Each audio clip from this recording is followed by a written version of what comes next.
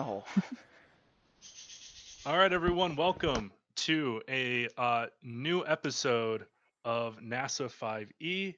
I'm not quite sure if we're finishing up Waterdeep Dragon Heist or starting Dungeon of the Mad Mage, so we'll just do stuff and figure out what happens.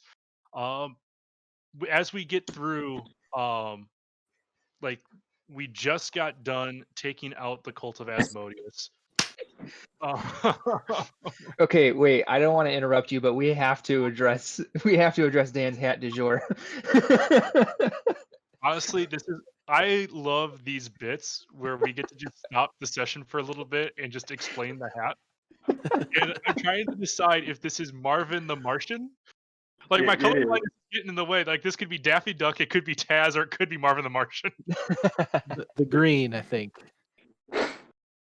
Hey, I would like some plutonium, please.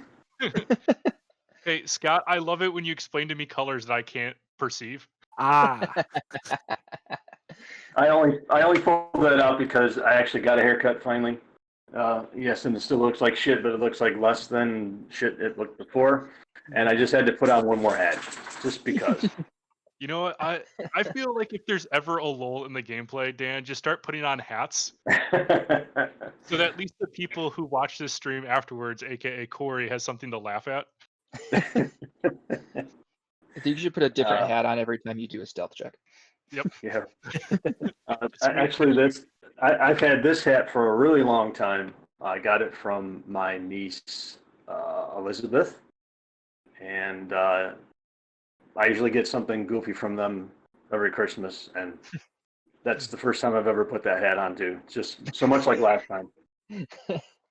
I was gonna wear that when I was plowing in the plow trucks and just to amuse the motoring public, but it had to be repaired first, and I never got around to it. So Wait, the truck or I the figured hat? to wearing it the hat in the truck. So the hat had to be repaired. Okay. But I figured I'd amuse the D&D public with it this time. Nice. It worked, at least on us. 10 out of 10 would laugh again. Yeah. All right, but yeah, in the last session of Waterdeep Dragon Heist, you guys manufactured a final confrontation with the leaders of the Cult of Asmodeus, taking them down in a number of ways. You guys spent a not egregious amount, but a considerable amount of money on different tabaxi masks, which allowed a bunch of V for Vendetta uprisings against the Cult of Asmodeus. At this point, I imagine you guys all went back to your casino / bar / fighting arena /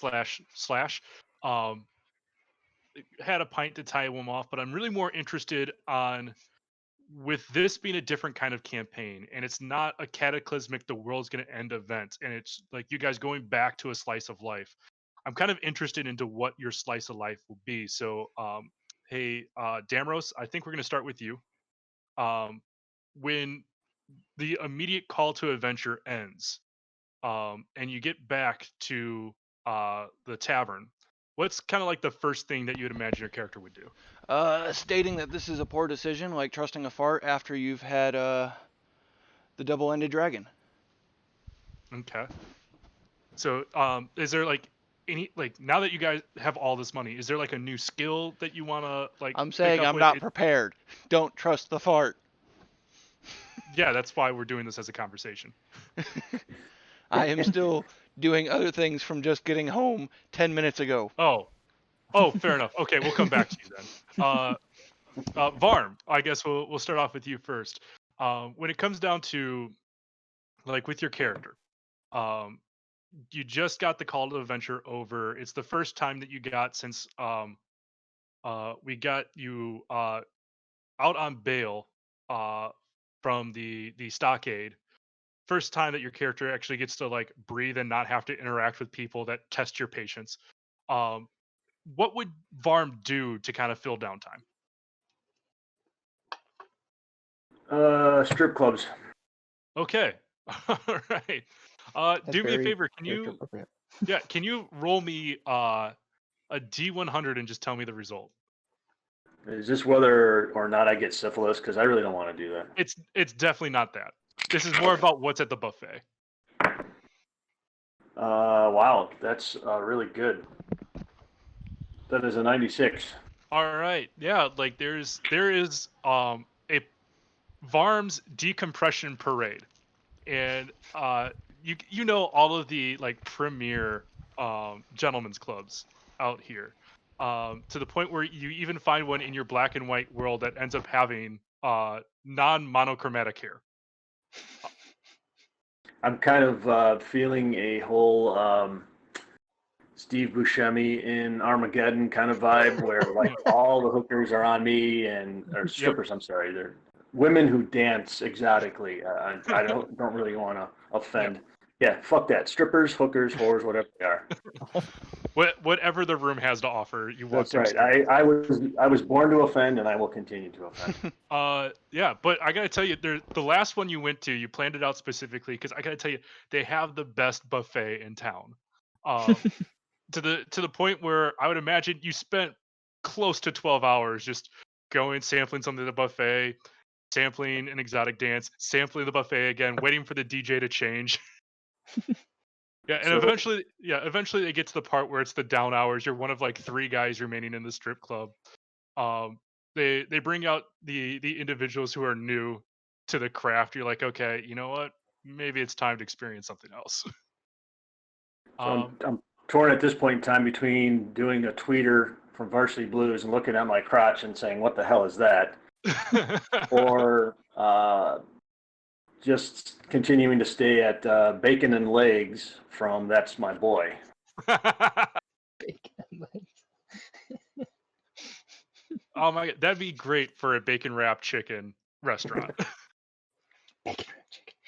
Oh my god, Scott, give me a patent on that. But Okay. yeah, in terms of once we get done with the decompression out here, is there a particular skill? I imagine that Varm has understood that adventuring is probably going to be his life in the upcoming chapters. Is there any skills that he'd be interested in sort of researching now that he has money not being a concern for him? Well, aside from the obvious furthering my firearm proficiency skills, I could kind of see branching out into a multifaceted fighter kind of Okay, situation. So sounds work good. on more martial skills, I guess. I actually want you to roll another D100 and just tell me the result.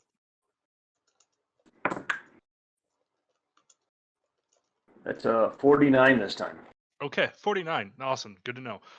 As you come through, I would imagine that as you walk around town, there's various um like stands and different grifters coming around. Uh I would imagine you found one that you don't know if it's a grift or if they're actually onto something, but it's this two-part chemical combination that when they mix together uh creates a expandable foam, and you find out that like your head kind of quickly comes along and goes like, oh, if I can put that with my 2 pistols and fire them at the same time with this like spray foam, it might be able to give us some cover. Essentially what happens here is with a little bit of tinkering around, you are able to create like a pot like this quick drying foam. Whereas if you fire, use one of your attacks to like spray out the foam, you can create a 10-foot cube that will grant anyone behind it +3 to AC. So it's a It- riot foam. It's essentially riot foam, yes. Additionally, if a spellcaster is casting a spell that line of sight has to go through that riot foam, the saves against that spell happen at advantage.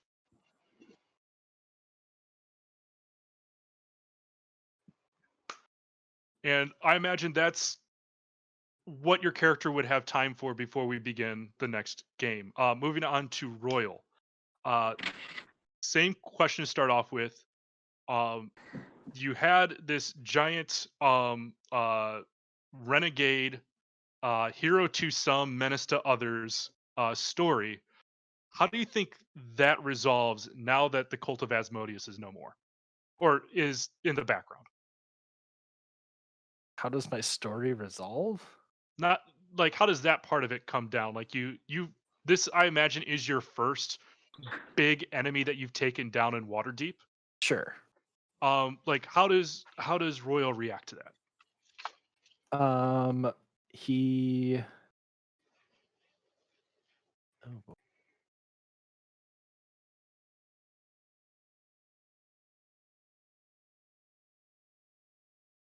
I can't tell if Scott froze because he's been looking off the. Oh no, he blinked.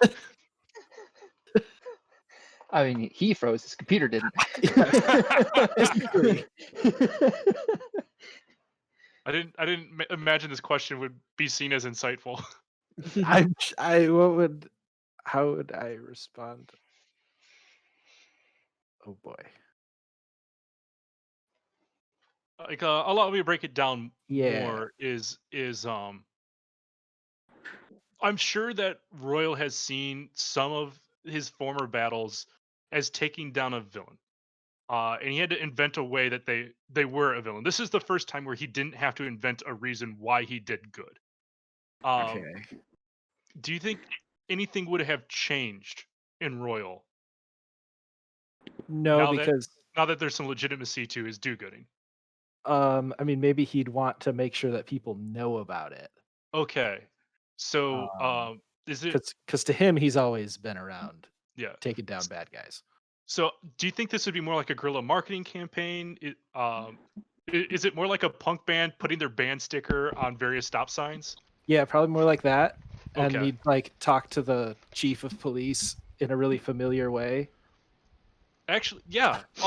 If you don't mind, I'd like to play that out a little bit. Is that there's uh Chief of Police Porden, who is he's like kind of a gaunt guy, really really weird goatee, big thick rimmed glasses, hair slicked back, and he's one of the few not corrupt cops in town. He's standing up on the roof of the police department.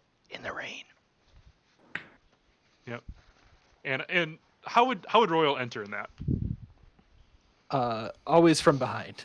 Always heard about. Dirty boy. Not where I was going.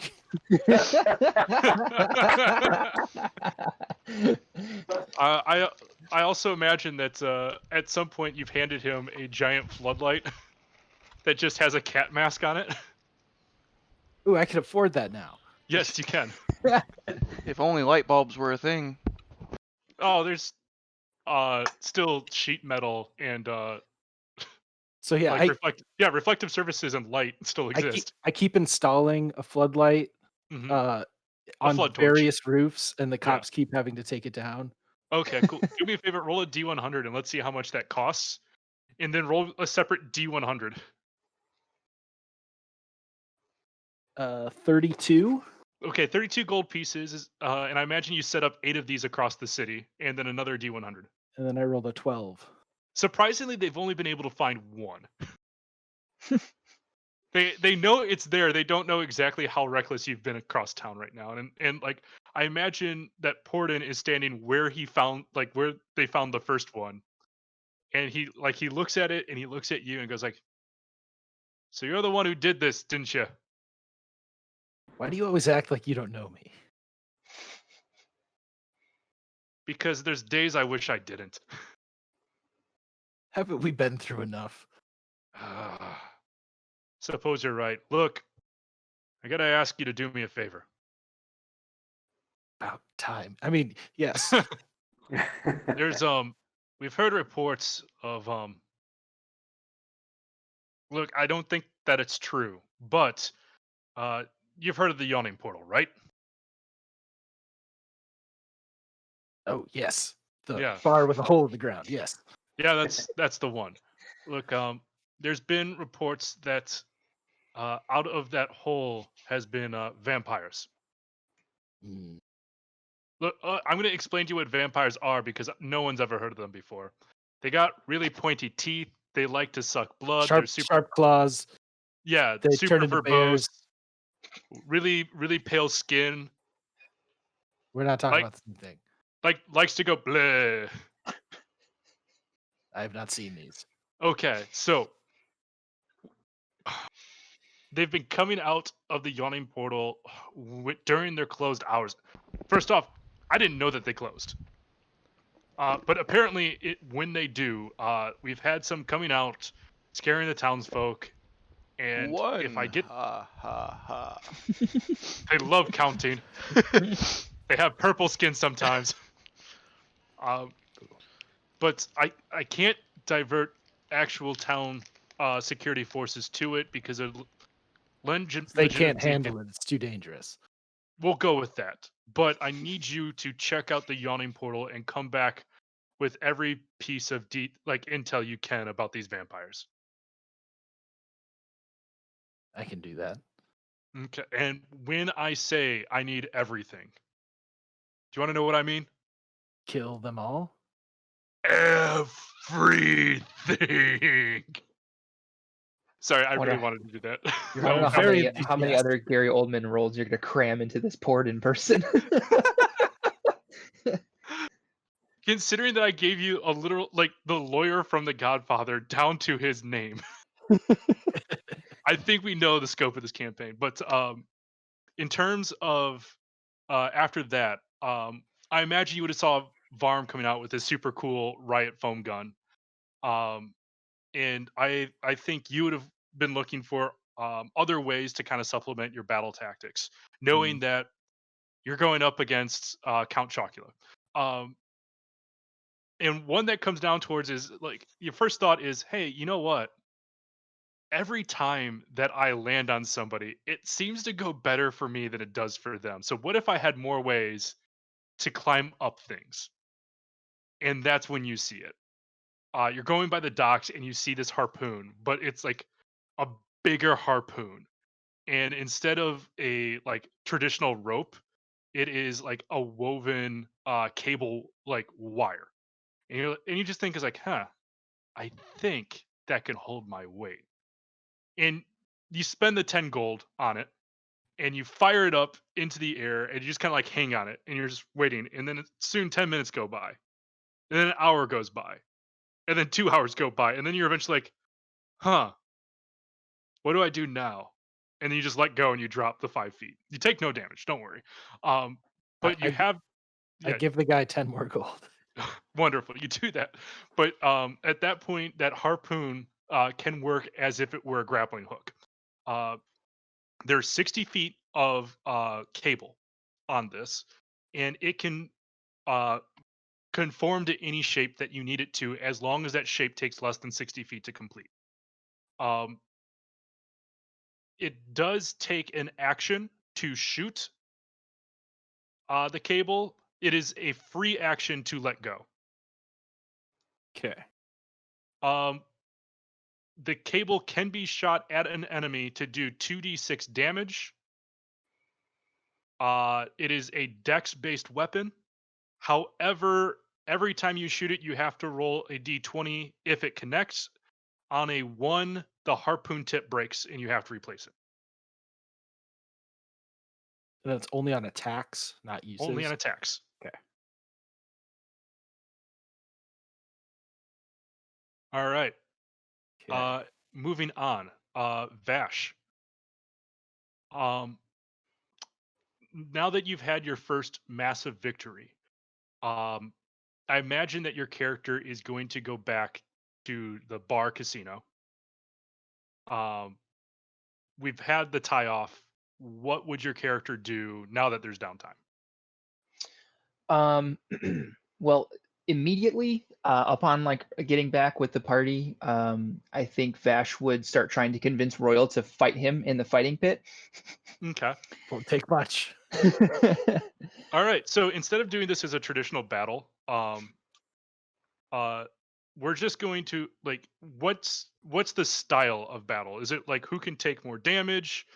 Um, is it who can make contact first? Like, what are the rules of this battle? It's a slap fight.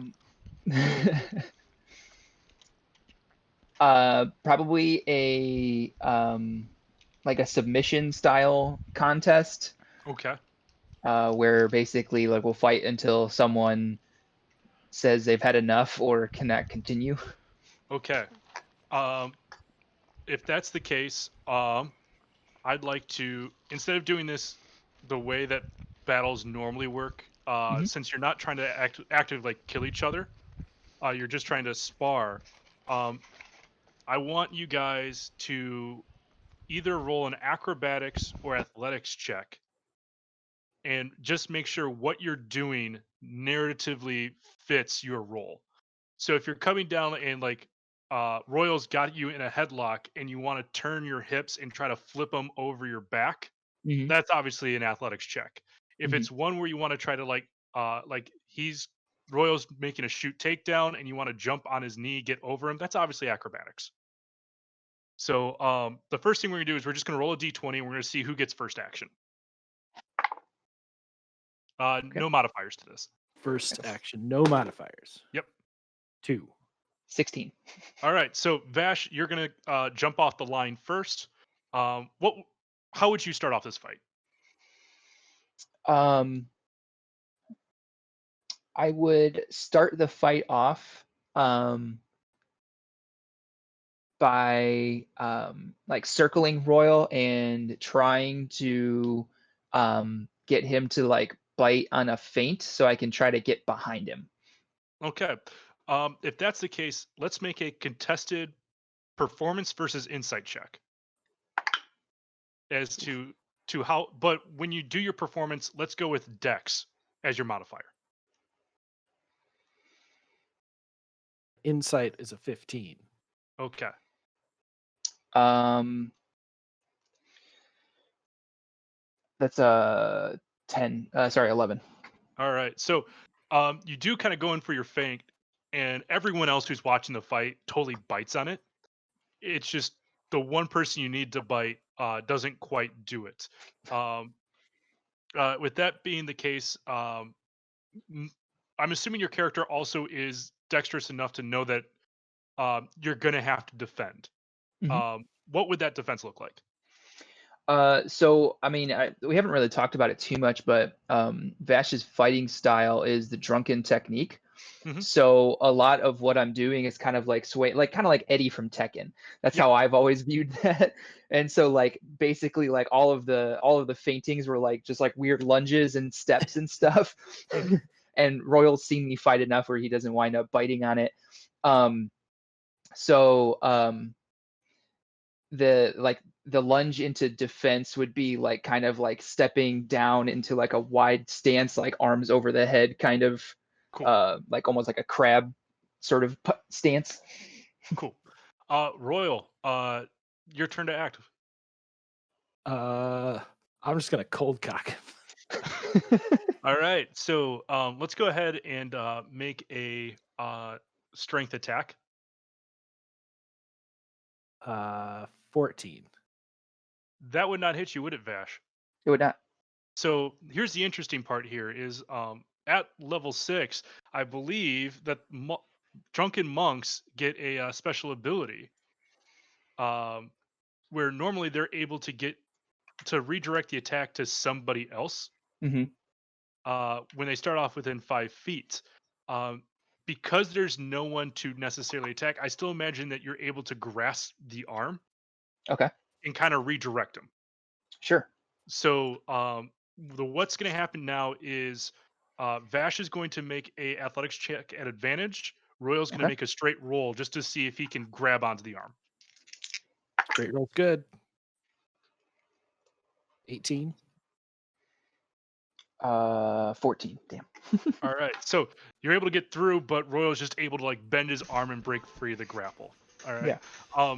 I imagine this goes on for a few more rounds. In rounds not being like 6 seconds, but like it's 15 minutes of fighting right now. And in order to try to like speed this up, do me a favor, both of you roll a d4. 1. 3. All right. I would imagine that Vash has like both eyes are just like super puffy, and he's got from the amount of kicks that Royals put in, there's just like a giant swollen point right on his shin for all the leg kicks. Whereas with Royals got like 3 of his fingers dislocated from like coming out for a miss and just coming through like that. Both of you guys are like worse for wear, and at some point you just like look to each other as like, hey, like what if we just tag teamed other people? We started 2v2 fighting. And like what now for me to get out of this narrative, how would you guys end the fight? I would like stick out my paw to like initiate a handshake, and I would go for one last armbar as he reaches out to to shake my hand.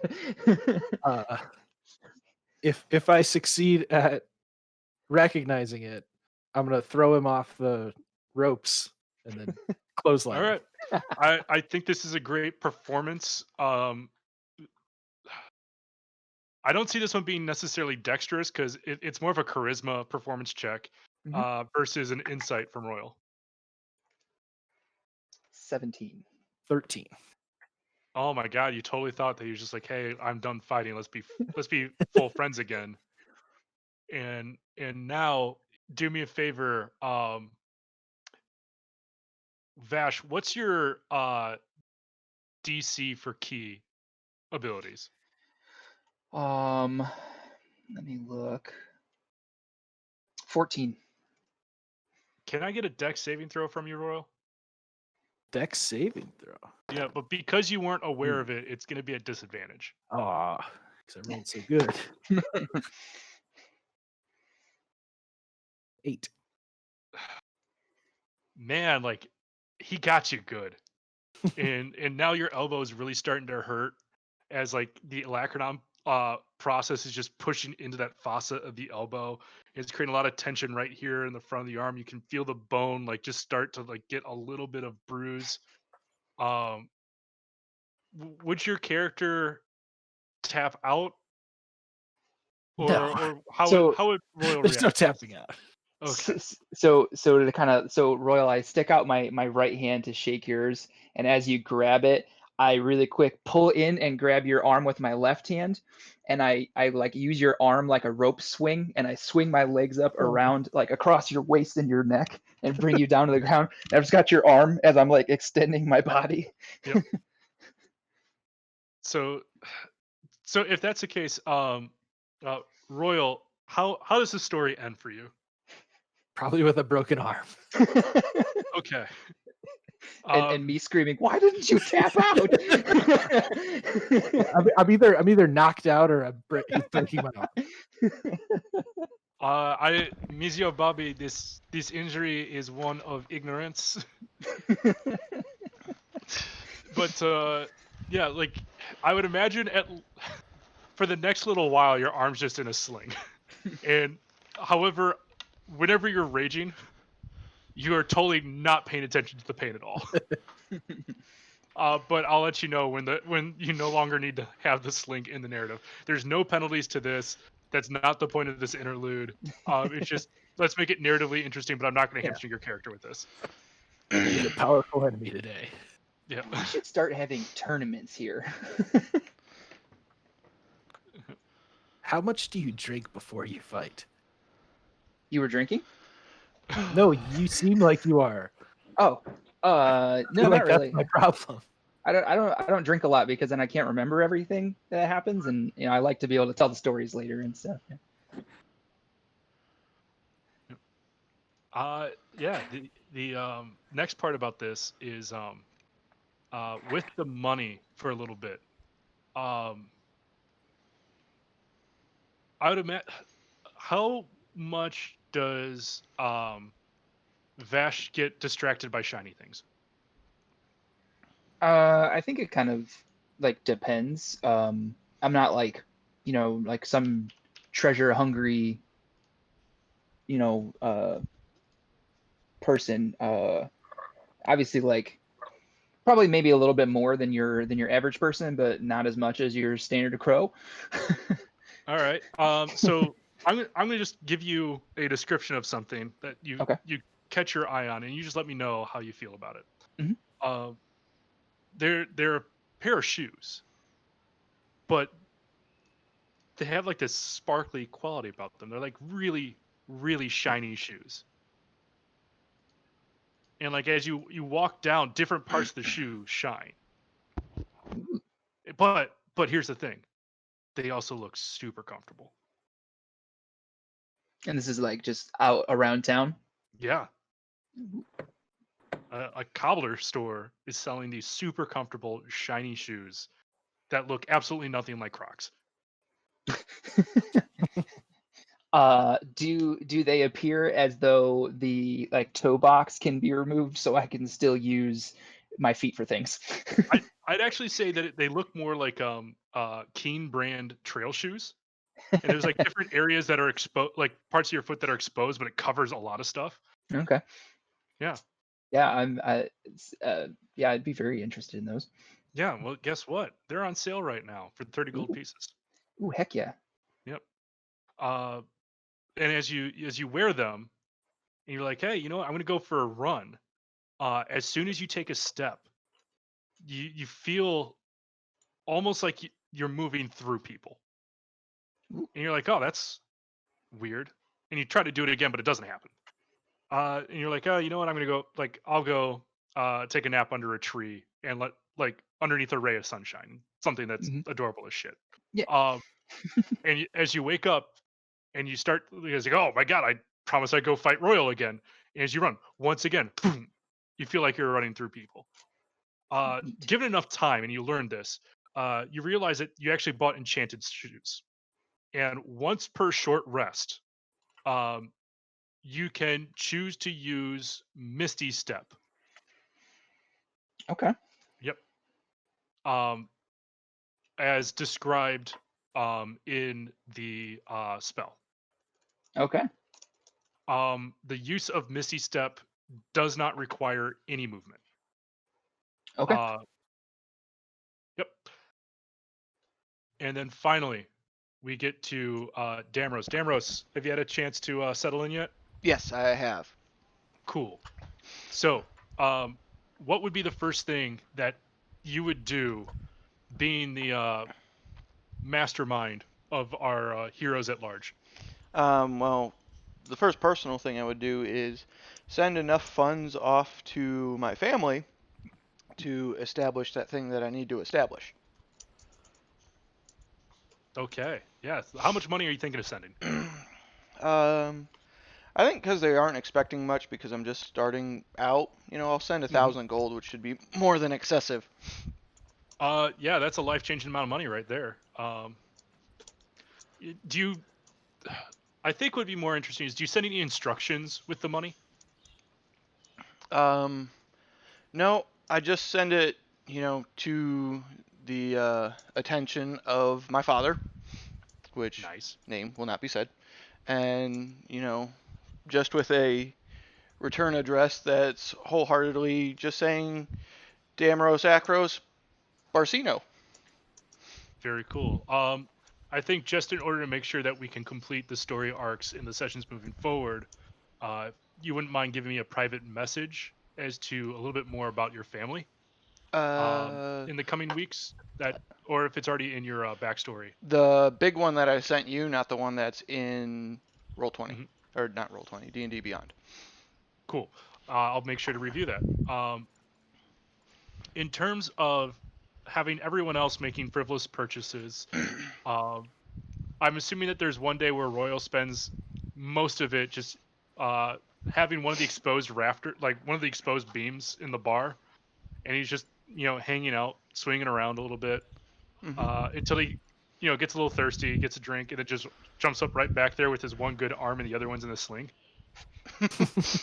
Um, I imagine that there's something that um, Damros would spend money on for selfish reasons.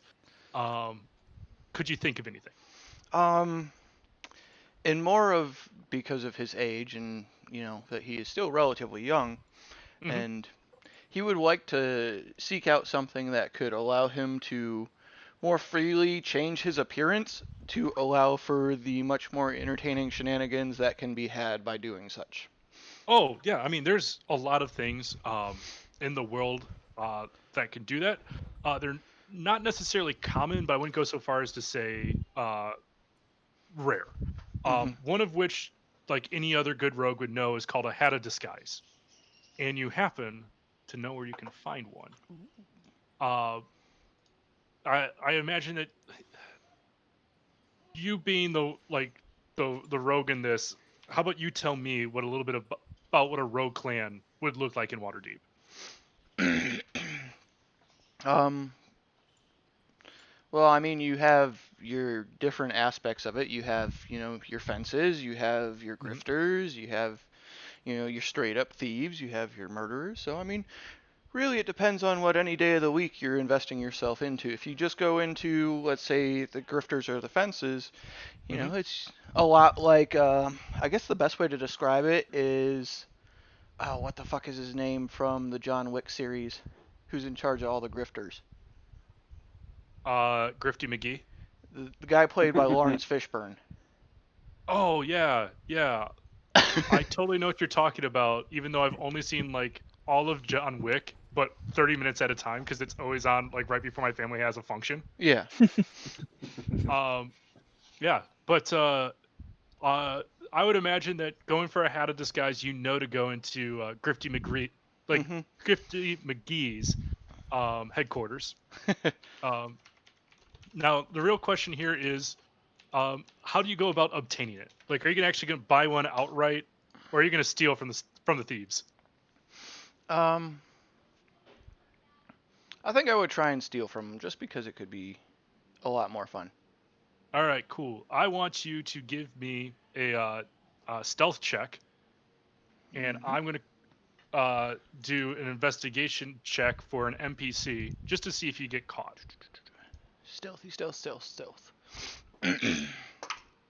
Natural 20 for a total of 29.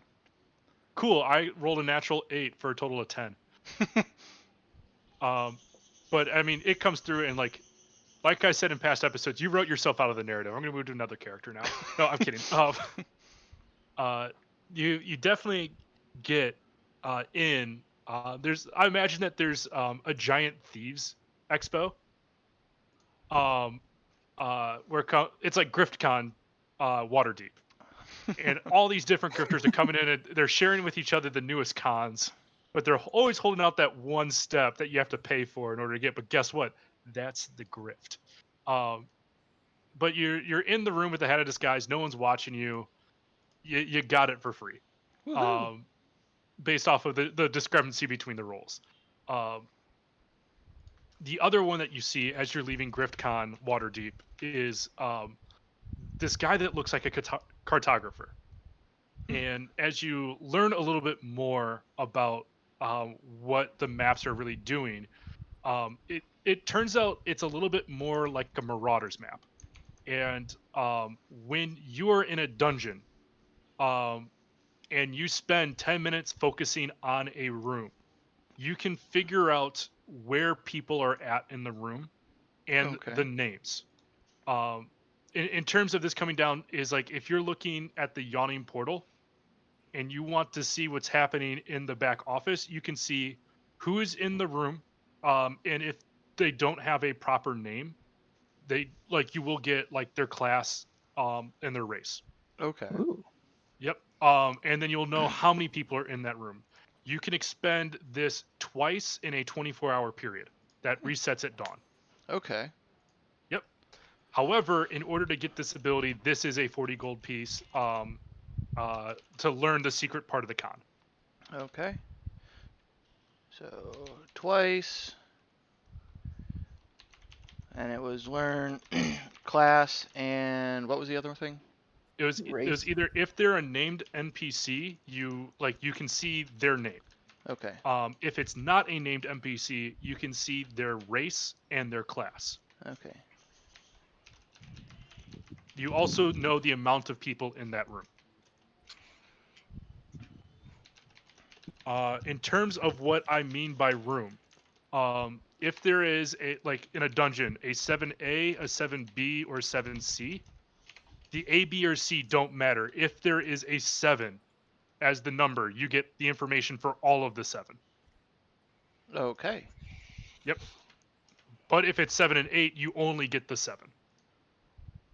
Okay. Okay. And I imagine that's kind of like how we're going to spend our interlude here. Vash, I believe you have one more thing you'd like to bring up. Yeah. So, without disclosing that we, found all this money, one thing that Vash would be doing, like while out looking around and finding those shiny shoes, he'd be telling literally anyone about how he helped take down this cult of Asmodeus. Because one of the things that Vash believes in the most is that immortality is obtained through memories and tales, and like becoming a living legend is sort of one of his major goals in life. Mm-hmm. And us doing that at the end of the Waterdeep Dragon Heist campaign is literally like the first actual achievement in his life. Okay. So yeah, basically I would be just talking about it all over town. Do me a favor. Roll for me a D100. Okay. 22. That's about the percentage of people who believe you intrinsically when you say this. I don't know if it's necessarily the rate of speech that Vash usually has, that people end up getting lost because you just can't find a space bar. Yeah. I don't know if it's the fact it's like, oh yeah, like this little spaz here took down an entire cult. But like as you walk away, even the ones that don't believe you just kind of come down. It's like, hey, like, what happened to those charity heads? We haven't heard from them in a while. And like the way that you're telling stories, at least getting people to think about the fact that there could have been a cult and they were taken down, but only about 1 in 5 actually believe you're capable of toppling a cult. In terms of the Castellaners, I think that's the big sticking point, that nobody truly believed that the Castellaners were the leaders of the cult when you tell the story. Mhm. And your character learns to kind of like, all right, cool, like that's not getting people to buy the story. So let me just say instead the cult leaders. And the Yeah. less specific you get on that towards the tail end, closer to 40% of the people buy it.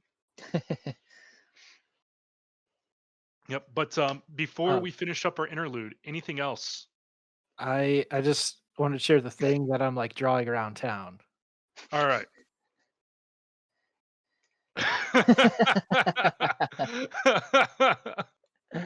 Oh jeez.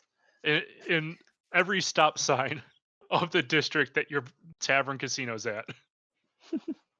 And in Why my so head, curious? the people are drawing these. I have nothing to do with it. Yep. And then finally, if you guys can roll me like a D100 each, and this will be your profits from running the casino. I got a 19. 94. Okay. 81. 20. All right. So here's the deal. Whatever you guys rolled combined, that is how much gold you got over the course of the last month.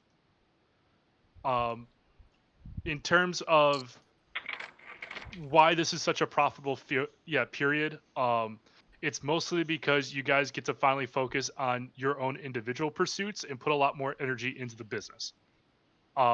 Turns out you guys are much better businessmen than you ever thought you could be.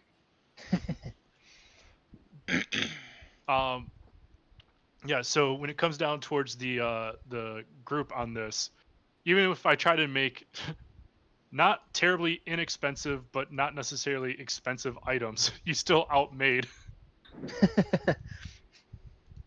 the costs. So with this all being said, I think we're getting to the end of the interlude. you guys are starting to get a little bored with domestic life right now. You're trying to look for reasons to stretch your legs. And at this point, Esvel Rosnar comes into your bar. And let me bring you guys to the page where we actually have Troll Skull Manor. Badao.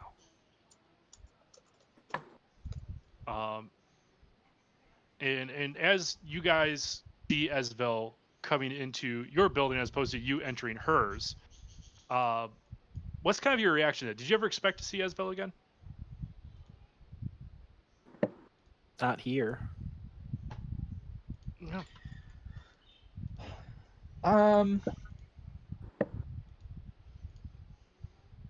I don't think that Vash like catches right away that she's like walked in. I think Vash is kind of like grown accustomed to people coming and going from the bar and the casino, and like is really just kind of busying himself with his own thing, like trying to catch flies with his like just in between his claws.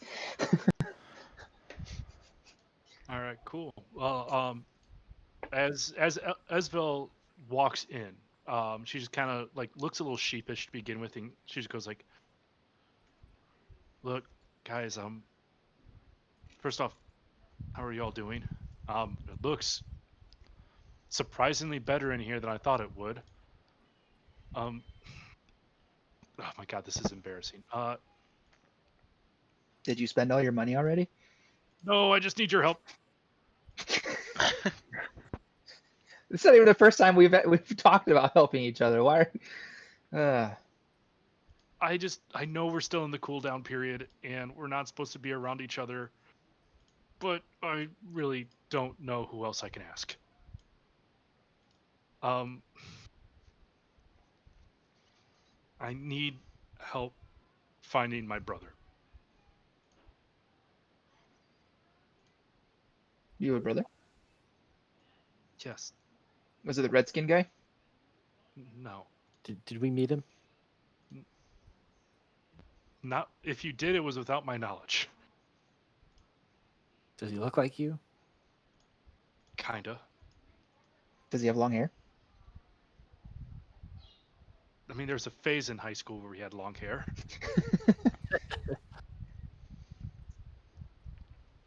Look, it's just Crescendo.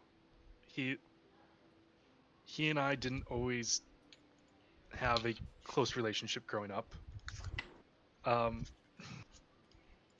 When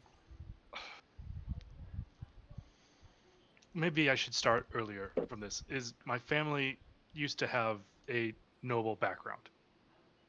And then my father ended up having a scandal unveiled to the public, and our titles of nobility were revoked. Did you At say that his name was Crescendo? Crescendo.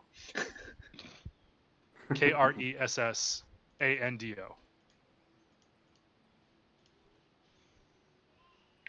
And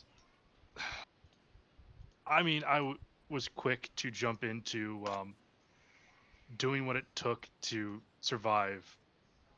And he lingered on his old life and missed it a lot, and that created a lot of arguments for us. Eventually, however, he got in with the poor crowd. There's rumors that he joined Xanathar's guild recently. Did he send his regards? That's the problem, is I haven't heard from him in weeks, and if you tend to upset or fail to impress your superiors in Xanathar's guild, you tend to not be able to make the mistake twice. I just really, I need to know he's okay, and I know I can't do it by myself. I have a lead on where we can go to find him, but I know if I go there alone, all that's going to happen is that both me and my brother are going to end up dead. And I was hoping that out of the goodness of your hearts, as she looks down, it's like, are those new shoes? No, I've had these for a while. No, not you, the furrier one. When did you become a furrier? Yeah, they're quite nice. Thank you. You guys haven't spent all your money already, have you? How much did we have? Close to 1,000,000 gold dragons. I'm sorry. I thought part of our deal was to never actually say how much money we had. It's a test. Haha. Damn, I failed. Yes. Can't know, be I've been kinda trusted. Kill her now. I've been kind of thinking about that, guys. We should talk to Tom. Riddle? No, Hagen. We should let him know that we've had something of a windfall, and maybe see like if there's like any like investment opportunities or anything like that he would know about. That way we can like use more of our money without crashing the economy. That's Wouldn't lots more. of gold be good? If everybody has gold? More gold means more human. Then why do I still have his fur? Look, I'm sorry. I think we're getting distracted from the point here. Considering that we staked together before and it's worked out well for both of us, would you mind helping me locate my brother? Oh yeah, that's right. We didn't agree to that yet. Yeah, sorry, I got distracted because your shoes are quite shiny. They're fast as shit too. You want to see? You want to see again? And that's You why know they what? call me Vash the Stampede. Hey, I'm now just that gonna kind of take your means word something. for it. What'd you say, Jay? I just am gonna take your word for it. Okay.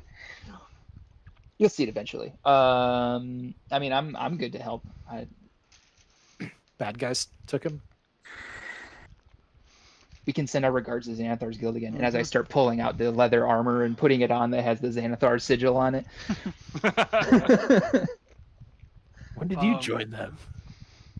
I think I still have some You of don't those. remember? I don't remember who all took this, but I know I have leather. I've had it in my inventory the whole time.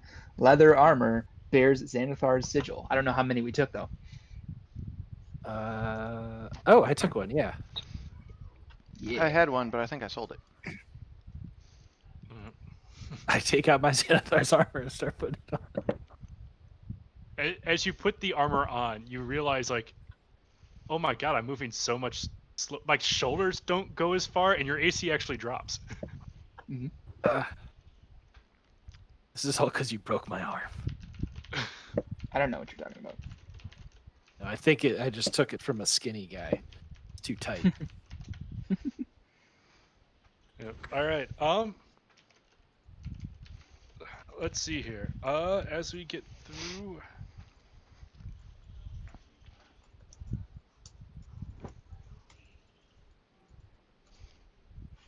Yeah. As you guys agree, she just goes like, "Look, I know right now that I can't really offer you something that you'd be interested in, considering you have more money than you know what to do with. Another 1,000,000 gold dragon sounds pretty nice. Yeah, but Mm-hmm. I don't know if the whole of Waterdeep has that. There are other places, right? How about this? If you can help me on this, and I just have answers, and I have a chance to get my brother back to safety, I owe you guys one, no questions asked. What if the answers you get in the quest for your brother are not the ones you want? Resolution is what I'm concerned about. If I don't like the answer, that's my problem and will not impact the terms of you working with me.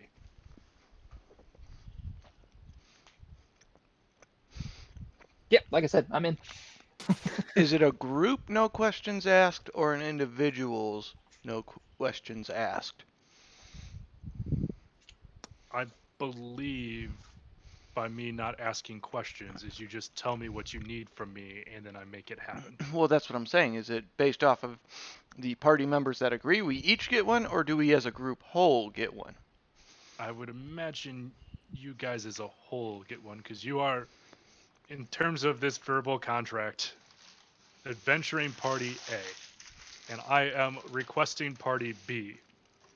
And at a unspecified time in the future, adventure party A can request aid from requesting party B. Wait, Get Tom Riddle. Get him. who's adventuring party B and requesting they're- party A? We need Riddle. Go get him. Look, let's take the contracts out of it. I owe you a massive favor as a collective group. Should the collective group help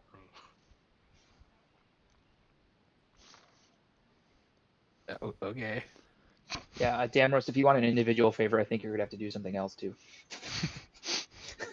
Well, it's $5 to look at it, $10 to touch it. Oh my god, no. I think we got to have a talk about you offering people that here in the bar. That's why I got this new fancy hat. No one will ever know it's me. Are you fucking like, what do you think this is? Bacon and legs? Hey, that's an upstanding joint. All right, I've had my fun. I'm in. I could use a new adventure. As long as I get to kill shit. Oh, sorry, that's Martian. All right. As long as I get to kill shit, I'm fine. Let's do it. Yep. Hell yeah, let's send Xanathar our regards. Let's make at posters that say that. Yeah.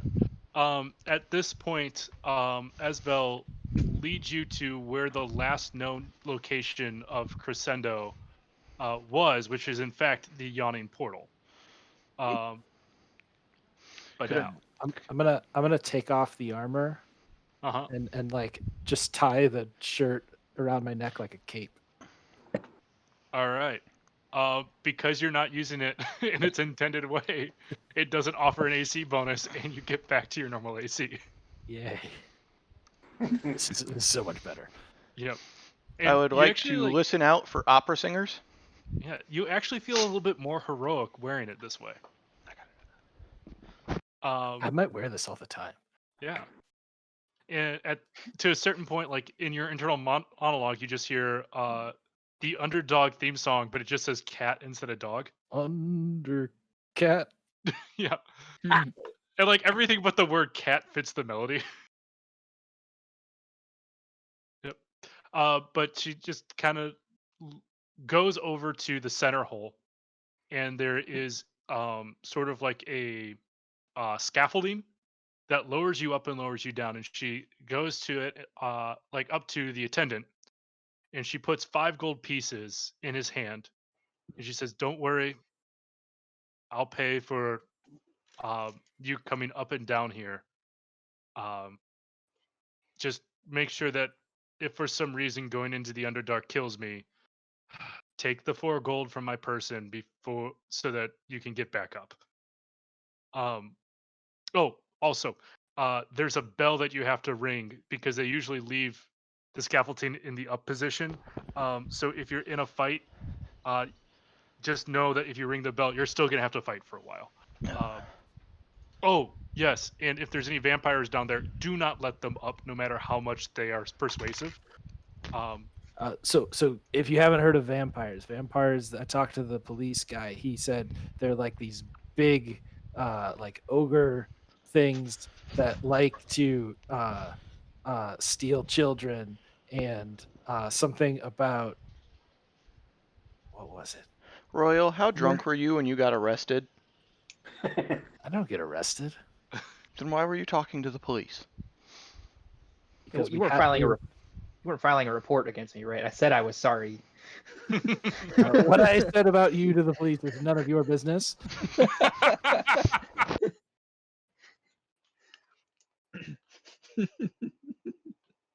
No, the police and I have an understanding. Well, one policeman and I have an understanding. Does that police officer have the same understanding? Good question. That's surprisingly self-aware from you. And Royal What? suddenly disappears into the night. And Royal suddenly disappears down into the hole. Yeah, but as you guys get through and you start lowering down, it's not like the scaffolding is moving slowly, and it's not like it's jerky. It's like actually a pretty decent speed, but it still takes you a couple of minutes in order to get down into the Underdark. It to get into the first level, and here it is. You guys will be in the middle of the map. Found it. Mm-hmm. This is a large map. Yep. Very much so. Yeah. Hmm. Does I this can feel a lot like see Advanced Dungeons and Dragons, Dan? everything. No, because in AD&D they would force you to draw your own dungeon out. That's fair. I know people that still do that in 5e. So if that's the case, you guys can Lewis and Clark this shit. Yeah. So as you get down from here, I don't have Esvel on the map here, but when it comes to like actual battles, I'll add her token in.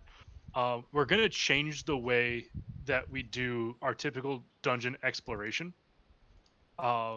In the fact that we're going to increase your move speeds from like 30 to 120 so we can cover more ground, and just see if we can speed that up, because this is like the first of a lot of levels here, and I don't want us to spend an entire like 5 sessions on a dungeon just because we count to like 30 feet all the time.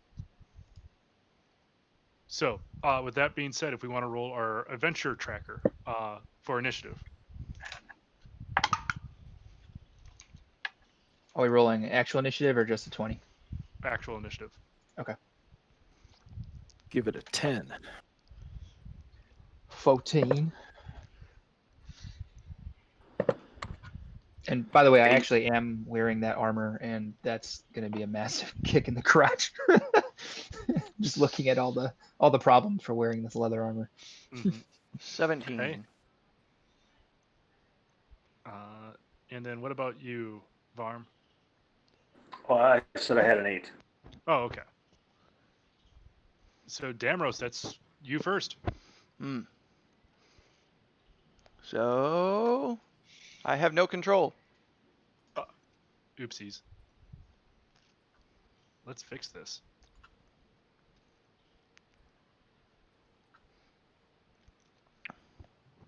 Change that. Change. Change that.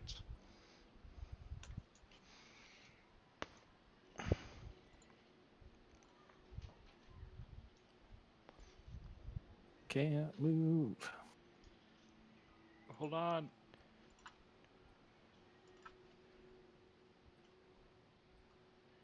All right, there we go. Everyone should have control of their tokens again. Ta-da!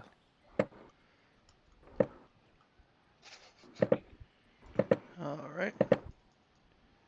From that first 100 feet of movement. I want to go there. All right, as you get through, that puts you into a room. Mm-hmm. At this point, you see like a 20-foot wide hall, and the stairs that you see will descend down into a 10-foot wide tunnel. Every like 10 feet, you see this giant door-shaped recess, but instead of a door, you see there's like a carving into the wall of a demon.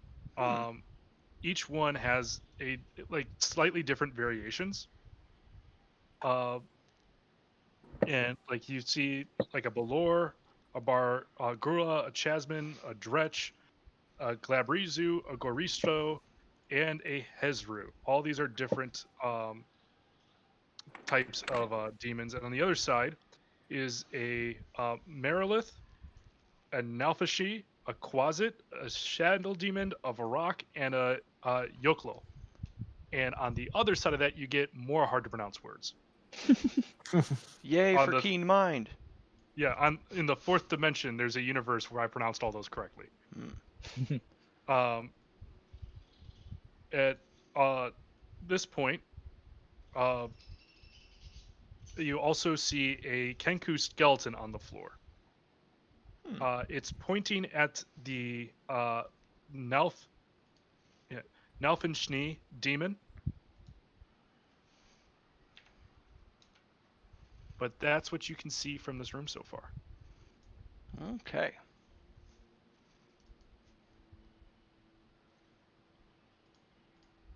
And that brings us up to Vash. Okay, I'm gonna move to there. And I'm assuming I see the same thing. Yep, I'm not saying it all again. That's fine. I'm just gonna walk up and say, "Wow, this place is fucking weird." Yup.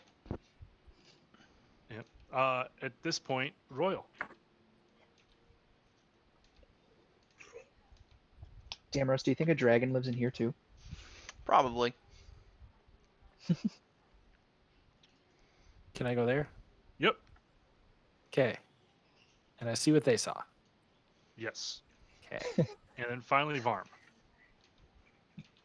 All those weird vowels. Just trying to keep up with the boys. Sounds Gucci.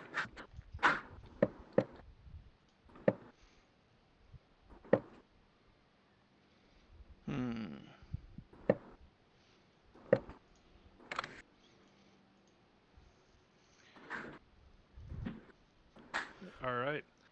As you get here, I want everyone just tell me what's your passive perception. I haven't looked at this in a while. Mine is a whopping 9. Ooh. Mine is 16, 17. even while wearing leather armor. And mine is a 13. All right, Royal, you notice how uncomfortable Vash is wearing this armor. Vesh, you know you could just do what I'm doing, and they'll still see the symbol and think that you're part of their group.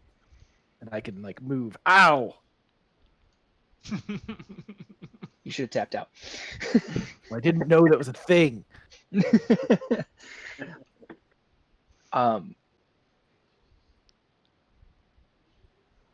Sorry, I'm enjoying my Twix bar. Can I like use my Kasarigama or my Smith's tools, whichever. Wait, do I actually have Smith's tools, or is it just something I'm proficient in? Is it in your equipment or just in your tools list? It is not something that I have on me. Okay, so can I use my Kasarigama to like try to like cut a strip of the leather armor so that has the symbol on it and like tie it around my waist, kind of like a Titan mark in Destiny? Yeah, sure. No roll necessary. Okay. That just happens. You have your nice little Xanthar's loincloth. All right. Could have covered something up. And Damaros, with you having the highest passive perception, and Vash the Stampede.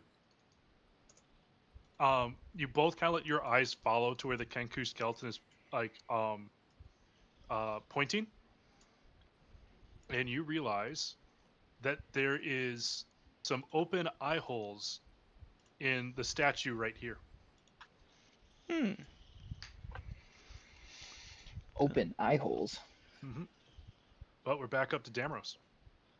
I would stealthily like to go to right about there. Mm-hmm. And seeing as I have a rapier, can I jam it through the eye hole really fast, as far as it'll go? You certainly can. Um, Stab first, ask questions later. Yep. All right. Do me a favor and roll a dexterity check for me. I rolled an 11 plus 3. Okay. As you go through, you definitely expect, like, I'm not sure what Damaros would have expected from this, but as he rushed through, his hand, like, the rapier goes right into the hole, and you hear a click. At that point, you pull the rapier out, and as that happens, a door slides open, allowing you grant passage through this hallway. I found a secret hidey hole, and I would like to stealthily proceed. All right, cool. As you do that, you do find a shield, which you believe has writing on it. Ooh. Magical writing or regular writing? It depends on how magical you think elven culture is. Okay. I think that's all I'm good for right now. And exactly how magical you think blood magic is. I'm keeping it. All right. You have a bloody shield with writing on it. It operates like a shield. With blood on it? Bloody magic shield. I'm British now. Does anybody in the party speak or understand Elven? Hold on. No. How similar is it to Goblin? You speak Goblin too? It's Do you got speak letters. Goblin? I say, do you speak Goblin and Goblin? It comes out as. Arky parky bark bark. At this No, I point, the do rest not. of you feel like they're speaking a language that's 7 classes lower than yours. I'm just face palming. Yeah, but at this point, I think Esvel steps in and she just goes, like, hold on, guys. What it says is, beyond the pillar forest, the mad mage awaits, casting spells behind his magic gates. Apparently, somebody was trying to write a wizard musical down here, and they did a very terrible job of it. Or a wizard was just feeling poetic while having the shits. This So reminds me of a play about Van Helsing I heard once. Die, die, die. I can't. Sorry. That one once again joke for me. As all of you realize how ridiculous this is that why would a wizard ever act like a bard? And then you realize, like, what happened? And your minds kind of wander off for a little bit. What if there's a bard with a wizard? A wizarding bard. Well, that is how most jokes start off. Bard and wizard walk into a yawning portal. Yeah, at this point, I believe it is Vash. Okay. I would like to move to wherever I need to investigate the Kenku skeleton. Kenku is probably standing just left of Damaros. Okay. Yeah, I'd like to like investigate it to see like if it has any like symbols on its armor or anything like that, to maybe like who this Kenku, what group it belonged to. Yeah, do me a favor, roll a investigation check. Okay. Oof.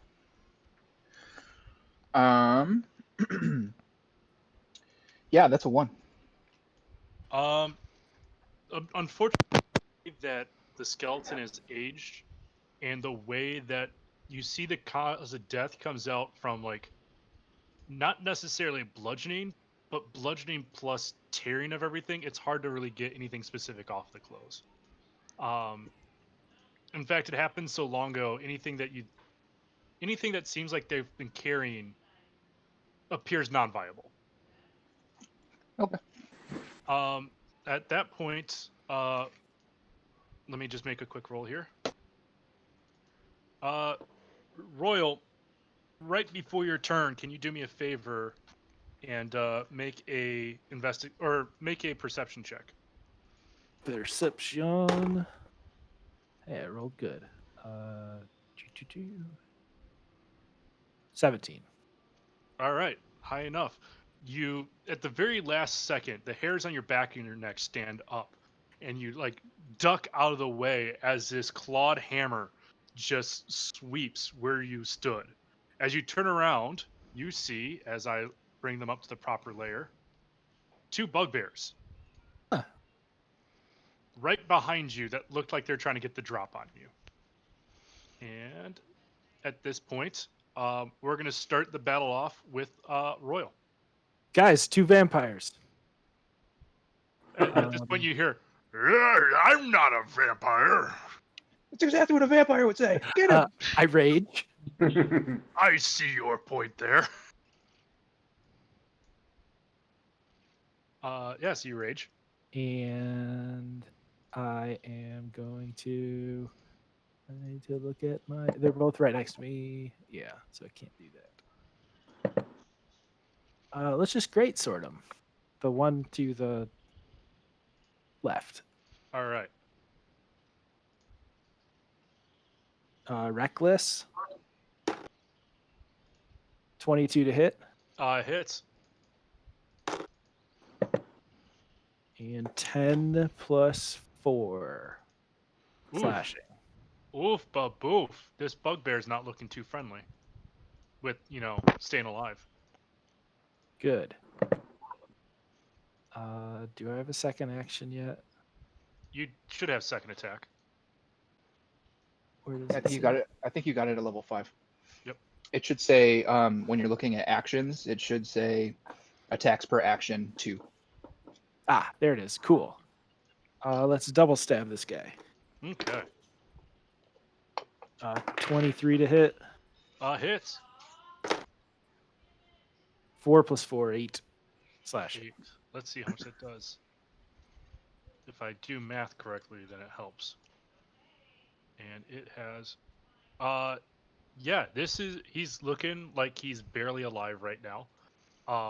At this point, the other bugbear goes, "Oh, no, Marty, hit him back."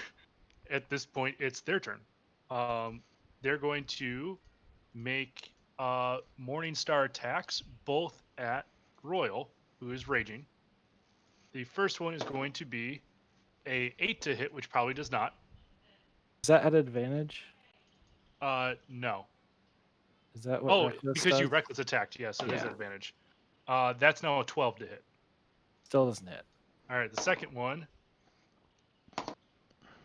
rolled the same thing, which will be a 16 to hit. That will hit. All right, that is 11 piercing damage, Okay. which would be reduced to 5. Okay. I forgot. Yeah, at that Cool. point, Varm is up. All right, going to advance on that one there and attempt to melee him with my warhammer. Nice. That is a 25 to hit Oh, most def. for 11 bludgeoning. Holy shit. Not only did you not use your gun, but you used your hammer so efficiently. He's looking like he did. They're looking like they didn't expect you guys to be so angry about trying to hit Royal with the Morningstar. Fair, I hit first. They don't know us very well then. Yeah, they don't. All right. Second attack, try to melee the same one again with the All right. backswing. And that would be a dirty 20 to hit. Oh, hits. And, ooh, this time it's going to be 12 bludgeoning. Dang, he looks like he's definitely taking his final breaths right now. That's gonna bring us up to Damros. Alrighty. Well, seeing these wonderful geniuses decide to become involved, 5, 10, 15, 20, 25. And I would like to make a rapier stab at that one. Go for it. And it's been a minute since I've done anything with this character. There should be advantage because there's a friendly target within 5 feet. Ooh. So that comes out to a natural 20 for a total Alright. of 26. Well, natural 20s naturally hit and double the damage. And So how many dice will you be rolling on this? 1d8 plus 3. Plus your sneak attack. Oh yeah, I forgot about that. So 3 total. So 3 dice in total? Yep. Which would end up becoming 6 dice in total, truly, which means the minimum you could do is 6 damage plus 3, which is 9. I can tell you right now, roll it, don't bother counting it, because Marty's down. Math to the murders. At this point, Marty, the bugbear, drops down, and Glenn, the other bugbear, just goes, "Oh shit! Oh shit! Oh shit! Oh shit!" But I believe you only have 1 attack per turn, Damro. So anything else you'd like to do with your turn? Nope, I am good. All right, Vash the Stampede. Okay.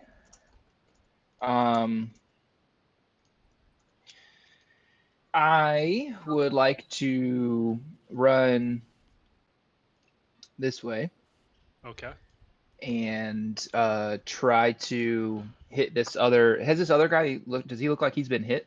Yeah, like both of them look like they're very close. Well, Marty looks dead. Glenn looks dying.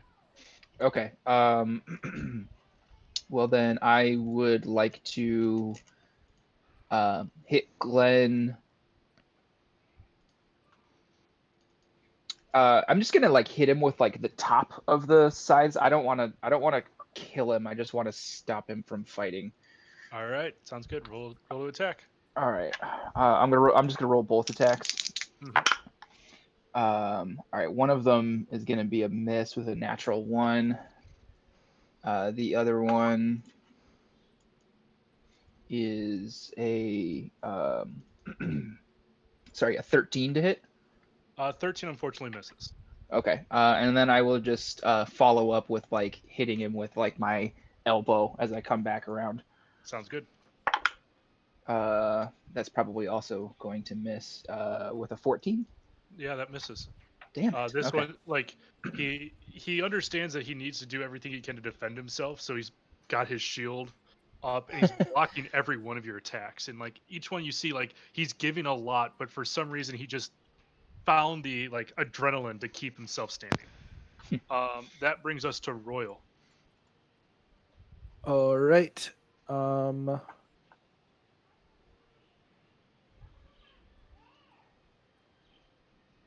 Yeah, that's just great, sort of. Just gonna think about a better idea, and I did not. 13 to hit. 13 unfortunately misses. All right. Well. Oh, I get to swing twice now. This is great. 20 to hit. That one hits. This time I'm going to remember my +2, so 7, 11, 6. Wait, 13. 13 damage. As much as Vash was trying to keep Glenn alive, that memo was never made clear to Royal, who completely bisects Glenn. I immediately try to cut both of their heads off because I think they're vampires. All right, yeah, no roll necessary. Because they're defenseless, lifeless entities. Guys, this is the only way to take care of these. Yeah. How are we going to find their vampire overlord if you keep cutting them in half? But yeah, that's actually a good point. There's 3 pieces of them. There's Marty's entire head, left Glenn and right Glenn. We could just ask. Oh wait. Yeah, at this point, Does your Esvel nose takes. start bleeding? At this point, Esvel takes Marty away from you. It's like, yeah, we can ask him everything we want. Hey, do you know where the vampires are? Do you know where my brother is? I don't know shit. I'm like super fucking dead. See, they answered. They just don't know anything. All right. So we did that exactly right. What's next? Do I we guess notice anything, any markings on them that would be indicative of why they were down there, who they work for, and do we find anything on the bodies? Actually, I want an investigation check for what you find. In terms of, Esvel will come up as like, look, we've had some intelligence that Xanathar's guild will use some of the races that are not quite so desired in cities. Bugbears, goblins, kobolds, people intelligent enough to have a conversation but just happen to not look the way that most humanoids look and are maligned. We saw a Kenku, we saw bugbears. I think we're in the heart of Xanathar's territory. is And Xanathar a vampire? Dun dun dun. that's the thing, is no one's actually ever seen Xanathar, and there's a bunch of people who claim to be Xanathar. Think one of these guys was Xanathar? Oh, gee, I don't know. I'm like super dead. It'd be really bad if I led this entire criminal organization and then died at the first fight. I just imagine Royal moving his mouth and saying that. I think one of these guys' name was Marty, not Xanathar. What if it was just a cover? I mean, it could be a nickname. You don't know. Hey, look, what's off in this direction? All right, yeah. As we head back into our initiative counter, it is now Varm's turn. Who needed to tell me his investigation roll that I told him to roll. DMing's hard, guys.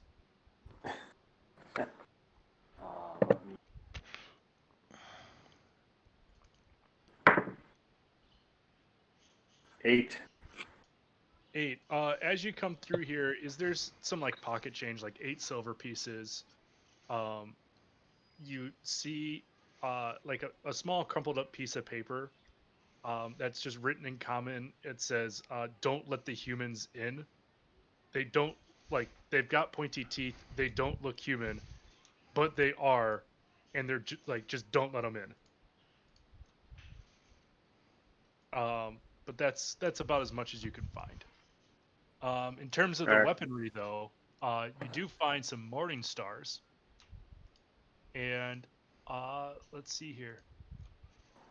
A morning star essentially is got the same stats as a mace.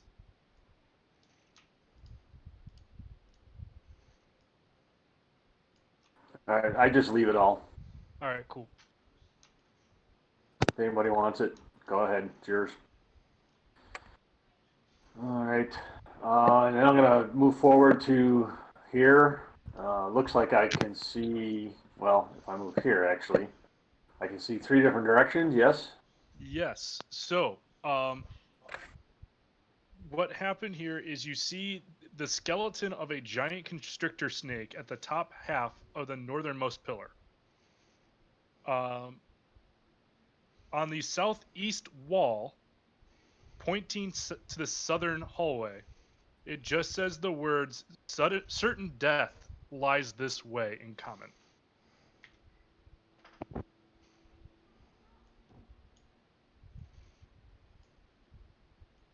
The last thing that you find here is that there are 2 slug-like entities crawling around the floor.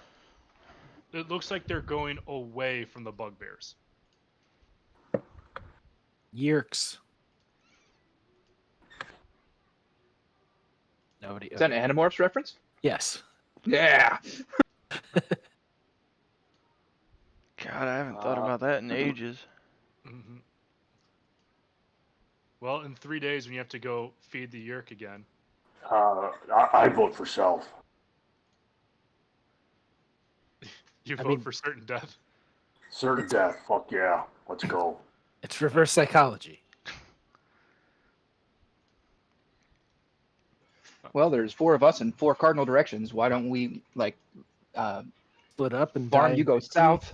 I'll go west. Damrose, you can go north, and I'll Royal, go- with your busted arm, you can go back home. Just you Isabel, wait. Isabel just kind of like you can't ask for the friends you have, I guess. Friends.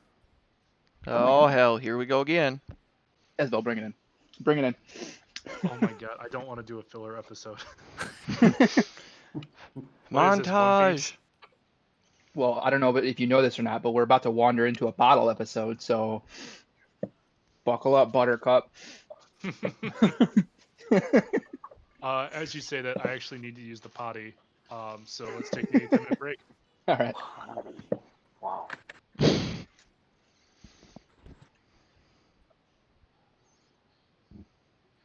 I did not remember, Scott, that that's what those were called, but when you said it, I knew it immediately. Oh yeah. I was say nobody reacted for a second, so I was like, "Oh, I guess I'm the only one that read those." I was eating and my mic was muted, so I had to reach up and. Yep. I got these. I was at Aldi the other day and I got these Ritz crisp and thin like chips, and they're Tabasco pepper sauce flavored, Mhm. and they make me cough the entire time I'm eating them. Like the flavoring on them is like too loose, and so it just goes into your throat, and then Mm. you're getting choked by Tabasco the entire time. Yeah, that does not sound pleasant. Yeah, I'm gonna finish them, but I'm not gonna buy them again. Yeah.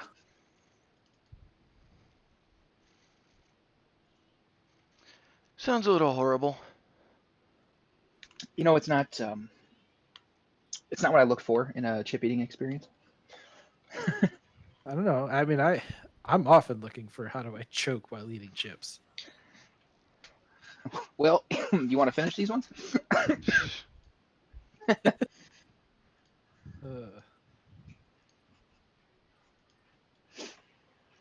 So it's pretty funny. I wonder who I'm going to try to fight next. I wonder if Varm will take me on. Only one way to find out. Damrose, you want next? Eh? I'll just stay above you and shoot you with arrows. What do you mean, shoot me? There's no weapons in a fighting pit. That's what you think. Actually, you know what? No, let's do that. You and I'll do armed contest. I could be persuaded. Yeah, let's do that. Actually, that'll be fun. It'll actually give me an opportunity to try to use deflect missiles.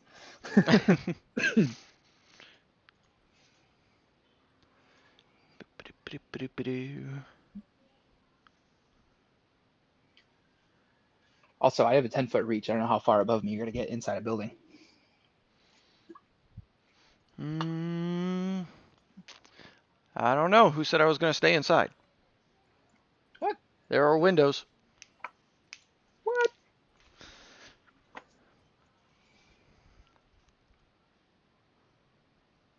And I can fly 30 feet.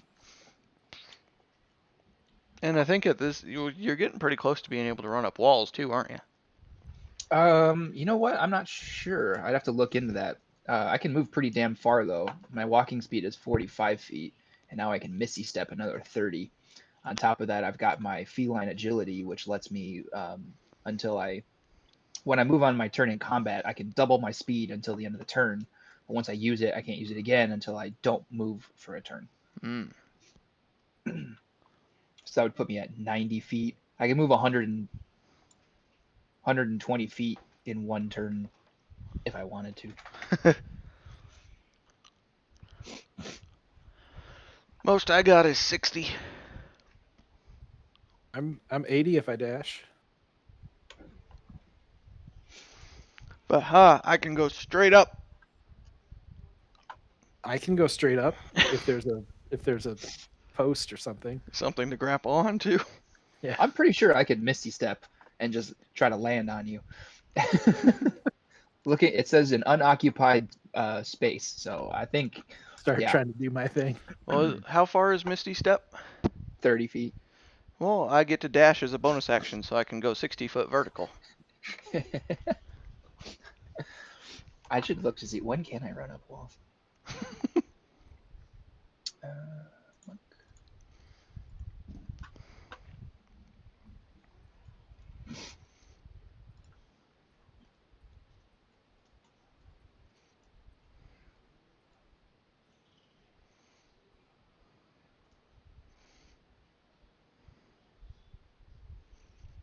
It's one of your unarmed movement improvements, I think. 9th level. It's the 9th level one. Yep, at 9th level Oh, you okay. gain the ability to move along vertical surfaces and across liquids on your turn without falling during the move. That's pretty sick. I can run across 120 feet then of water. Yep.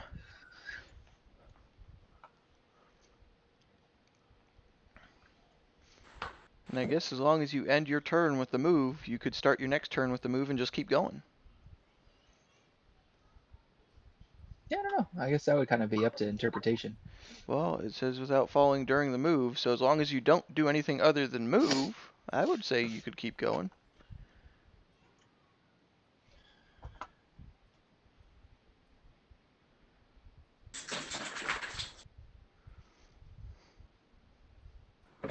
I will tell you this much though, I can punch things that have non-magical resistance, and it is considered magical for that purpose. The magic drunken monkey.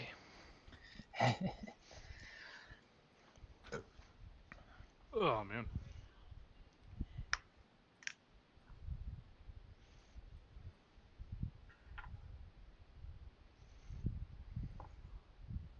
Hey, Scott, run the ads. Run the odds. Yeah, run the ads. Run the ads. Yep. This week's episode is brought to you by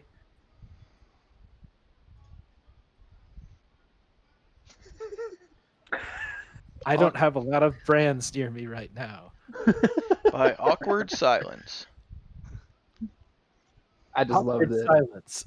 It's more awkward when you're the silent one. it's the gift that keeps giving.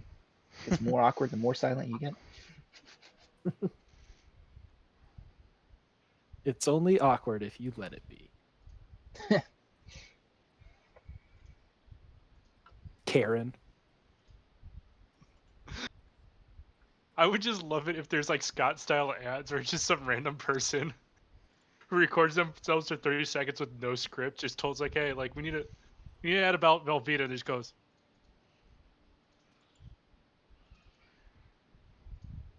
Just buy it. And then that's the entire ad. It's like cheese, but not. Did you know Velveeta? Not really cheese. But it's not really not cheese. 20 seconds of dead air. Yeah.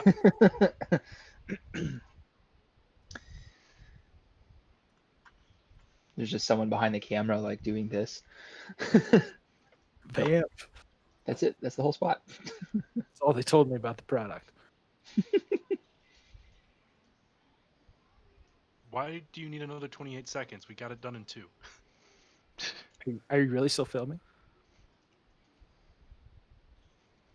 I get paid for all 30 seconds, right?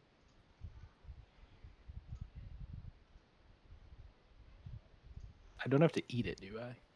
And that's the ad scene. All right, welcome back. Welcome back. I believe that we ended on Varm searching the bodies, found the note, and we're at Damros right now. Alrighty, because I am curious. 5, 10, 15.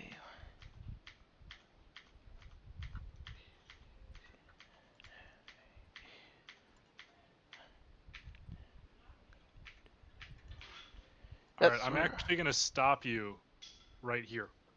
Okay. I'm doing my usual thing of feet not touching the ground.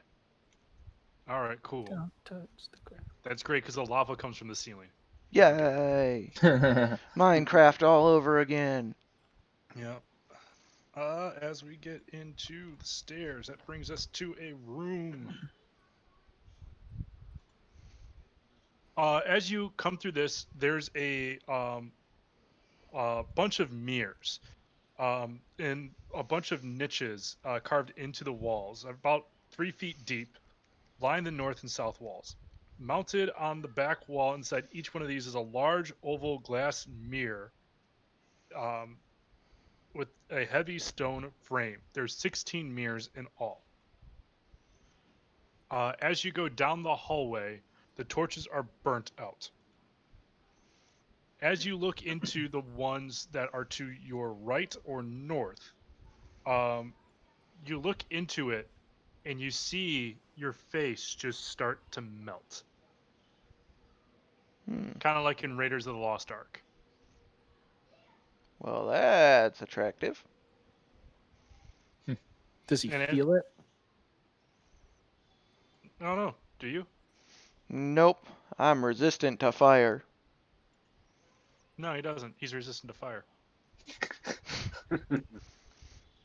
As you look away to the next one, this one you see a bunch of cockroaches coming out of your eyes, just crawling throughout your head. Guys, we're in a fun house. I kind of like this place. Let's make it home. And the next one you look into, you see a hand come out of the glass and rolls a 25 against your armor class. That'll definitely hit. It punches you in the face, and you take 2 bludgeoning damage. Oh, I'm gonna fight a mirror now. All right. Bet you won't. 2 damage. Mm-hmm. I'm How do gonna you go after this mirror? get all of the bad luck now. What do I have? You know what? I feel like being an asshole and just taking a handful of my 2,000 ball bearings and chucking them as hard as I can at the mirror. All right. As you go in and you reach for your ball bearings, you know where they are. You've reached your hand in there just to feel them thousands of times. Just to feel the weight of my sack. Yep. Yes. In so many words, yes. Exactly that. But as you reach in, you realize, like, oh my god, like, I forgot to bring all of my dungeoneering stuff into this dungeon. Oh my god, I forgot to bring my sword. Oh my god, I forgot to bring my pants. And all of a sudden, you're looking around, you're alone, wearing Heart your under. white boxers with little heart shapes on them. I can rock this look. Is there a split in the back for your tail? Mm-hmm. Yep. 'Cause that's what I do. At this point, I need you to make a wisdom saving throw. I only It's get like a plus point out. 1. It seems like there's no reason to even wear them at that point. 15. Yeah, I'm sorry. You still feel like you're almost naked in this hall of mirrors alone. See, you know how you have that slit in the front for your dick? I have a slit in the back also for my tail. As he says to the empty room. At this point, we'll move on a little bit. Vash. You do hear a bunch of thrashing in the room to your west. As you look around, you see Damros, fully clothed, fully armored, just wrestling around and explaining how tiefling undergarments work. I just want to go like to the top of the stairs there and Mhm. kind of like peer down and see what I can see or hear. Just like really like just kind of listen and like feel the vibe for a minute. Yeah, cool. In this hallway here, do me a favor. Make a perception check. Okay. Am I perceptive? I don't remember. I am. That is an 18. You can hear some sounds coming from your northwest. not necessarily like they notice you. You just hear two things sounding at each other. Okay. Can I tell if it sounds like that sound is approaching or receding? No. It's not that you can't determine their change in direction. You determine that it's not changing direction. Okay. Royal. I'm going to the certain death land. 15, 20, 30. I can't move. Oh no. Okay, there we go. Oh, take it. Are you okay? No. Where are you at right now? He's I way think south. I think that's as far as I could go. I counted horribly. Let's use a. All right. What is happening to my map? It's As like you head moving down every that time I hallway, click. Sorry. you find a bunch of goblins. Not necessarily living goblins, and not necessarily goblins that have the entirety of their heads. In fact, each and every one of the 15 goblins that you find down the hallway have had their heads caved in with what looks to be Morning Star wounds.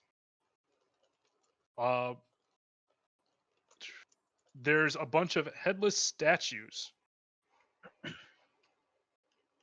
in here, but as it comes down towards the tunnels,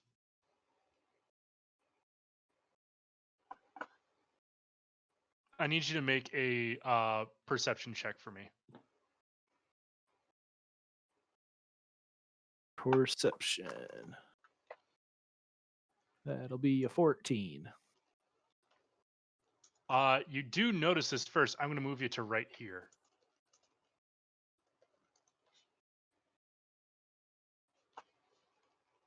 Okay. I'm gonna hit refresh. But as you're able to back dodge out of this, like you do in For Honor, as this giant cube just slams down into the ground, and then it kind of like shudders a little bit. At that point, let me pull up its stat block. Why do you keep on finding all the battles?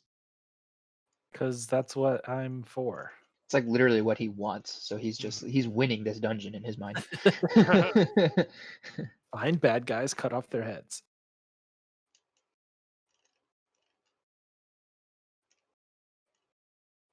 At this point, the cube Have to fight a cube.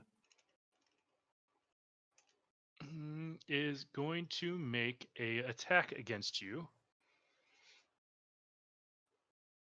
When you said it dropped down from the ceiling, I pictured like driving in Bowser's Castle and Mario Kart. Have the angry face. Yeah. This is going to be a 16 to hit. That'll hit. There's you're still raging because a full minute hasn't passed. But you take 10 acid damage reduced to 5. Okay. At that point, we have Farm's turn.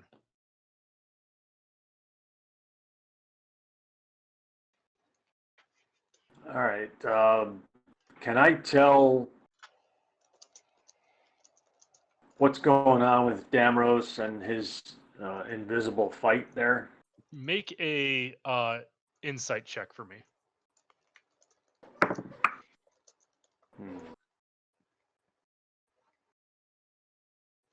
12. You've known Damros to do some pretty kooky things. This is certainly kookier than most.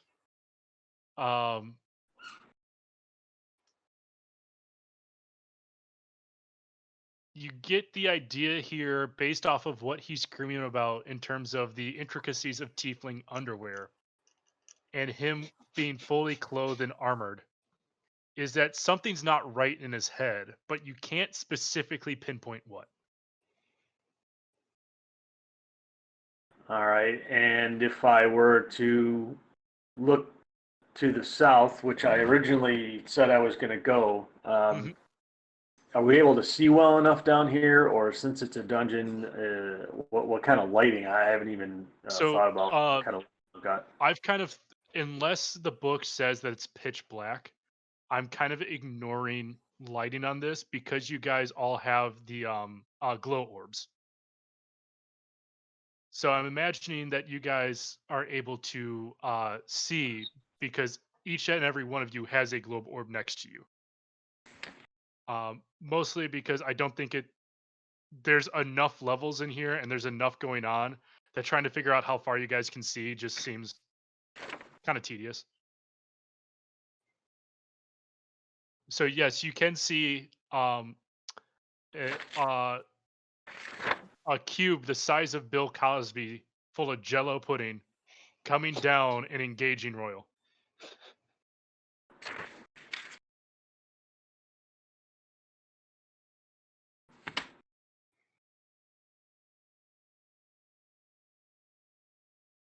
Well, since it's entirely possible that Damaros is just having some sort of psychotic episode, I think I'll head towards where I can see an actual enemy. All right.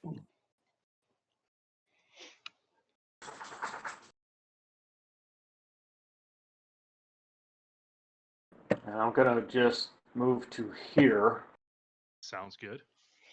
and then if I can actually see around Royal, if there's enough uh, room, and if I can get line of sight, I'd like to try and take my pistol out, make an attempt at a shot. Oh, yeah, you certainly could.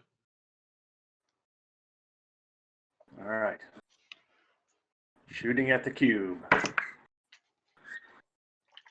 That is a dirty 20 to hit. It's Oh, man. That is only 6 piercing. all right. As you fire your shot in and the bullet lands, but just like ballistics gel, you can see the bullet slow down and it just kind of floats in the middle of it. You also don't know if cubes can talk or feel pain, but you know a bullet's in there.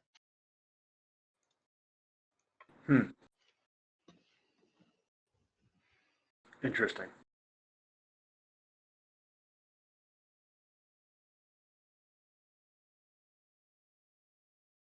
Okay.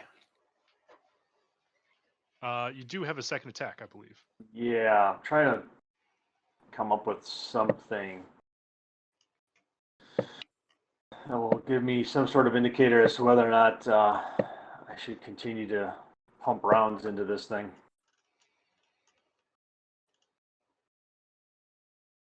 Well, you did do 6 damage to it.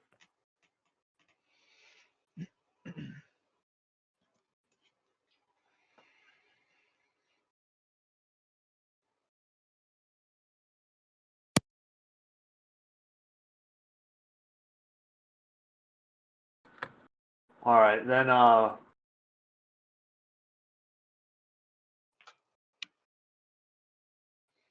right, I guess I'll try another shot.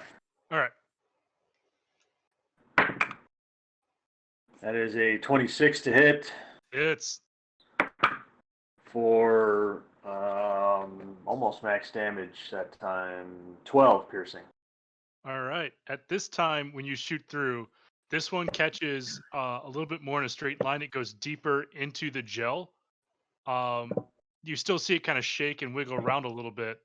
But once again, it makes no sound. You're still not sure whether or not Jello can feel pain. But you know that you got 2 shots into it. At that point, we're going to switch a little bit. And Damaros, can you give me another wisdom saving throw? I would like to continue my underwear ramblings with a total of 8. You certainly do. At this point, you feel as if you're trying to run through this room, but you're not necessarily sure if the exit is getting farther away or if you're moving slower.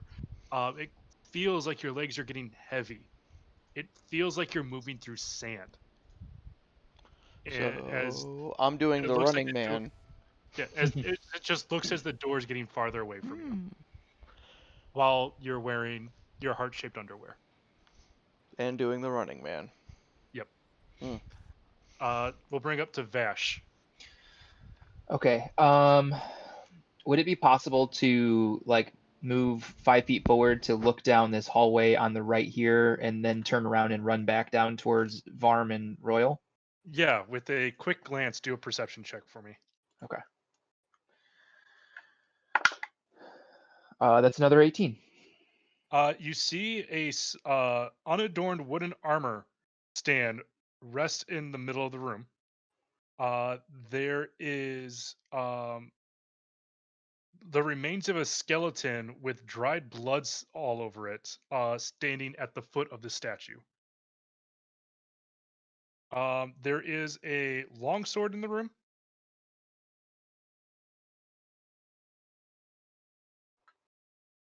And that's as much as you can tell from right now. This place is so creepy. As I turn and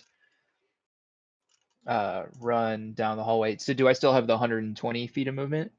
This is the last turn of 120 feet of movement. Okay. Oh shit.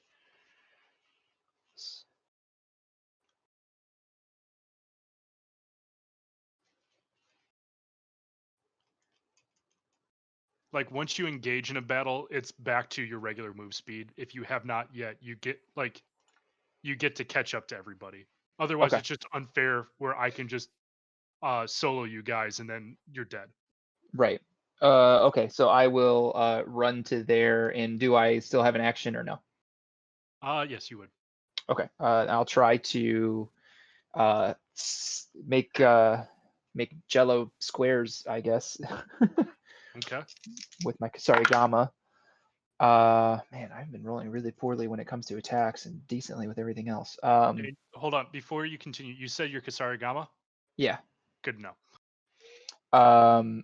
Does a 18 hit? An 18 does hit. Okay. And that's going to be 8 slashing damage. Okay. You make a small fissure in it, but it's still together. And hold on one second. I need to read this. I also need you, as you attack, Hmm. because you went through the cube's square, Hmm. I need you to make a dexterity saving throw. Okay.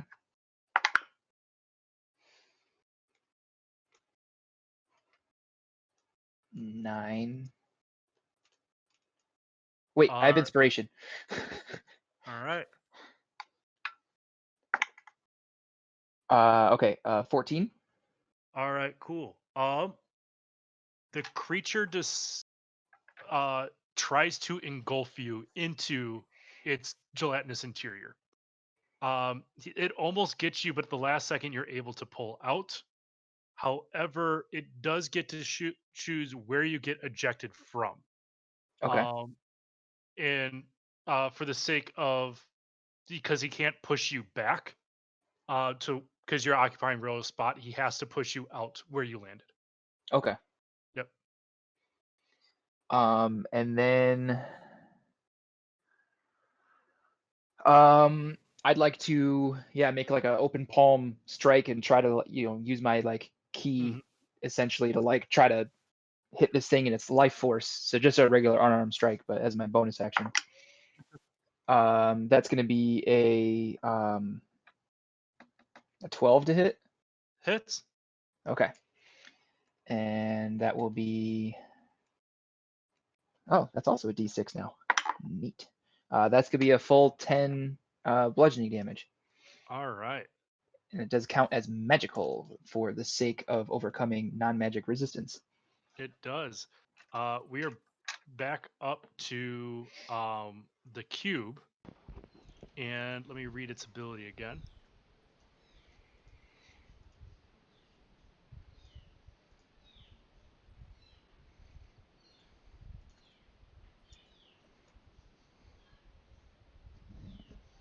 I need Royal and Vash to both make dexterity saving throws. Is it against an effect I can see?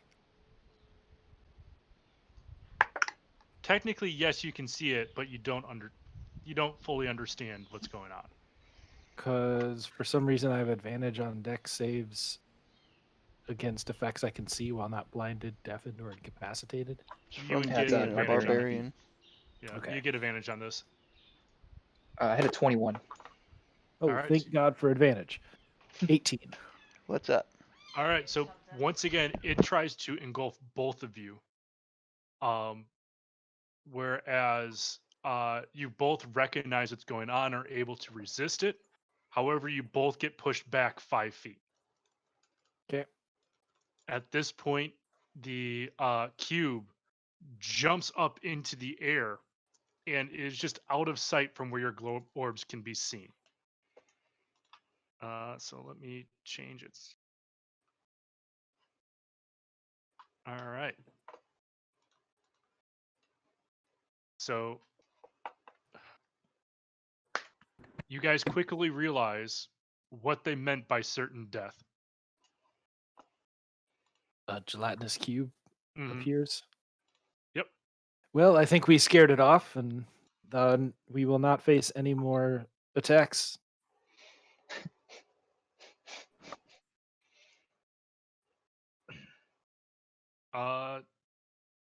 I'll let you guys choose whether or not to believe that. Can so I have dark vision. Can I see where it went? No, it's too high up. It's quite the leap. I want to shoot my grappling hook up into the air Okay. and just see if it like hits something. The ceiling. Right. It does hit the ceiling though. Mhm. So that means at most it's 60 feet. I would say, how tall are you? 6'5" ish. No, your character, not you. 6'5" ish. Oh, okay. So then it's about, 60, shooting up like this, probably 68 to 70 feet in the air. So I like scrape the ceiling. Mhm. Okay.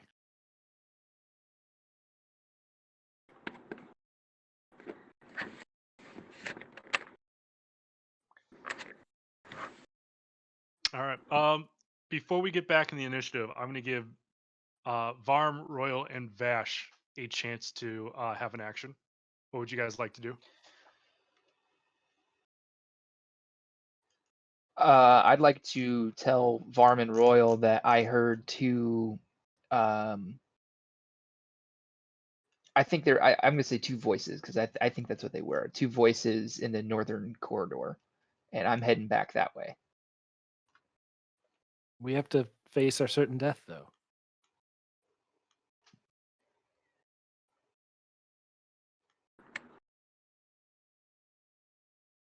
All right, Varm, what would you like to do? Well, seeing as the one enemy has disappeared and that Damaros is still having his possibly internal struggle, I still want to go back and check on him. All right, cool. Go ahead and move your token as you'd like to do. Royal, what would you like to do? I want to see where this hallway ends. As you see where the hallway ends, Like what's going on here? it starts from being like a fully excavated and carved out tunnel to one that's just big enough for a goblin to fit into. I crouch real low and can't get in. Mm, it's going to require some work. At this point, we're going to go back to Damaros. Damaros, can I get another wisdom saving throw? Sure. Total of 19. You all of a sudden take a deep breath and you're back in the Hall of Mirrors and you see your saber and you reach and you found your bag full of marbles, ball bearings. That's what I'm looking for. I found my You marbles. look, yeah, you quite literally you found your marbles because you're wearing pants again and your armor's there and you realize, oh my god, like why was I trying to run? I'm floating. That And you get explains the idea everything. that this room is enchanted. Hmm. And you get the idea here is that as you look into any of these mirrors, it's designed specifically to fuck with your mind. Okay. I'm gonna do that, stereotypical of, rich, fancy, pompous person who just lost their shit and now they're straightening themselves up. Mm-hmm. And I'm gonna start chucking ball bearings into mirrors. All right, cool. Just keep proceeding down the roll a- hallway without looking and start throwing ball bearings every time I see an alcove hard enough to crack the mirrors and break them. All So right, you let's have to make start a off with wisdom save every time.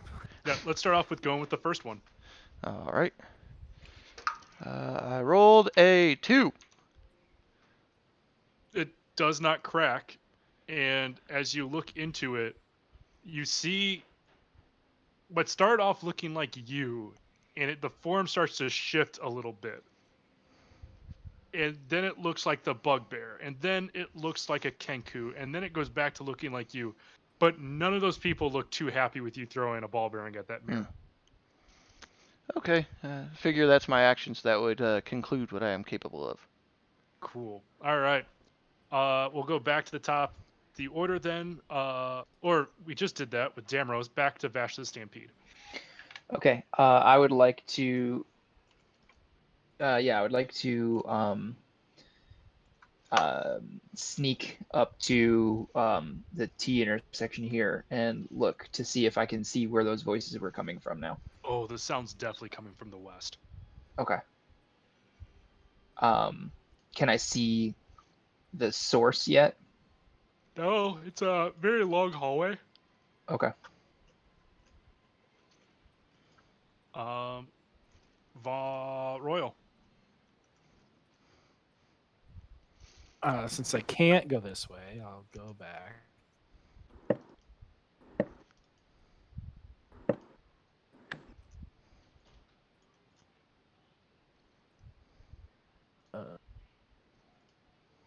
And as you come back, once I hit the right button, damn it, it's so hard, guys.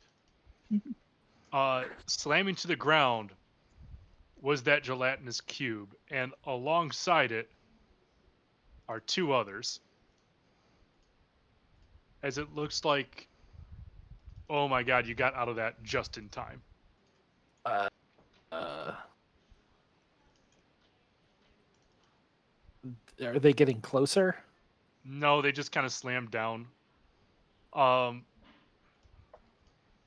the thought that you gather in your head is, damn, Jello is super territorial. Hello, all jelly.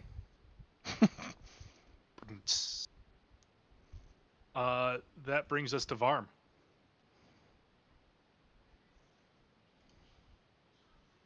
You did? So if I've noticed that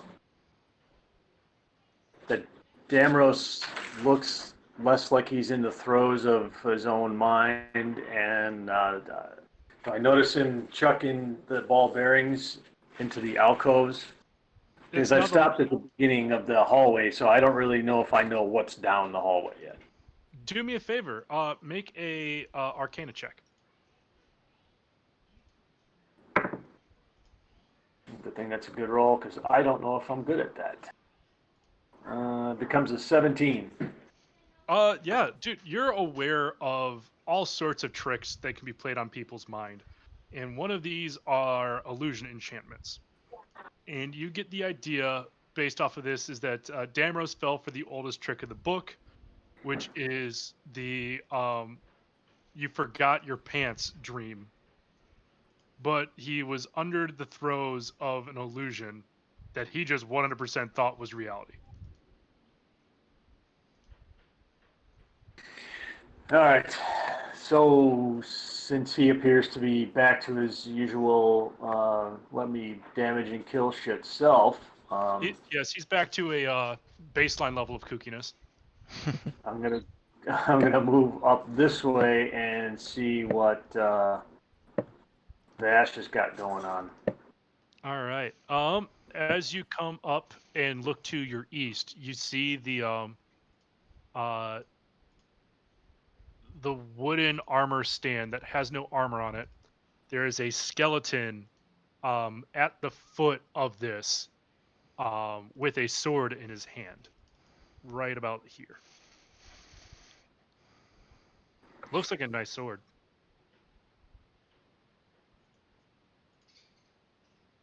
You're a gun guy, but you know, Weapon's a weapon. it doesn't go as fast as a bullet, but it does look bigger.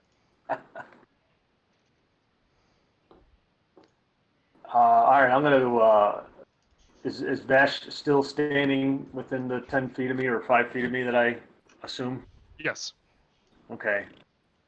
So I'm gonna. If he notices me at all, I'm gonna ask him. Hey, did you check out this room here? Yeah, it's fucking creepy. You're gonna let creepy stop you? I'm creepy. You gonna let me stop you? Yeah, I'd let you stop me from doing a lot of things, Varm. Fair enough.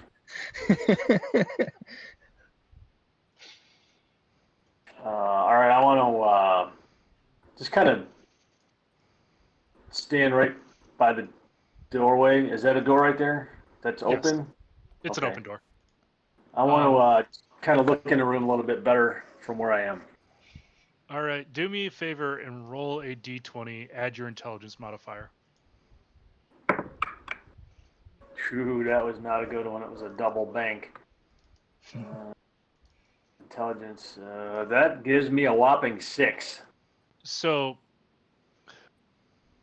normally when you see a dead person and there's a weapon around, there's some distance in between the hand and the sword. That's not the case with this one. It seemed like that sword was glued to the hand of the skeleton.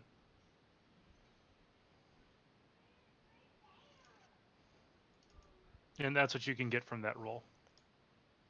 All right. I just think to myself then, well, it's a nice sword, but I don't think I need another fucking hand. I'm just going to leave it. All right, good to know. Anything else you'd like to do with your move speed? Not exactly sure how much I used up to this point, but if I have some left, I'll just back out back to that hallway there. Sounds good to me. Royal.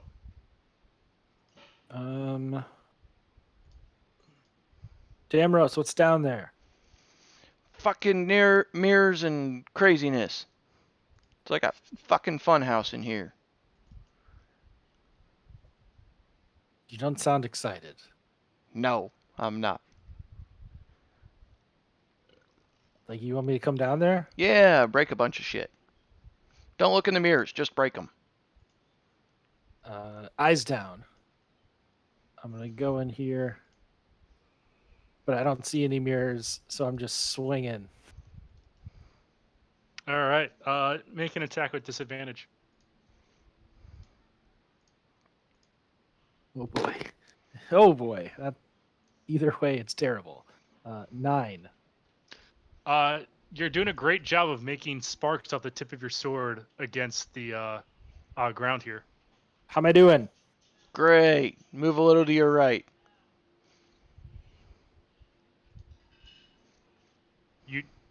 As you do this, do me a favor, make a wisdom saving throw. With advantage because you're explicitly looking down. Wisdom. It's a 15 total. All right.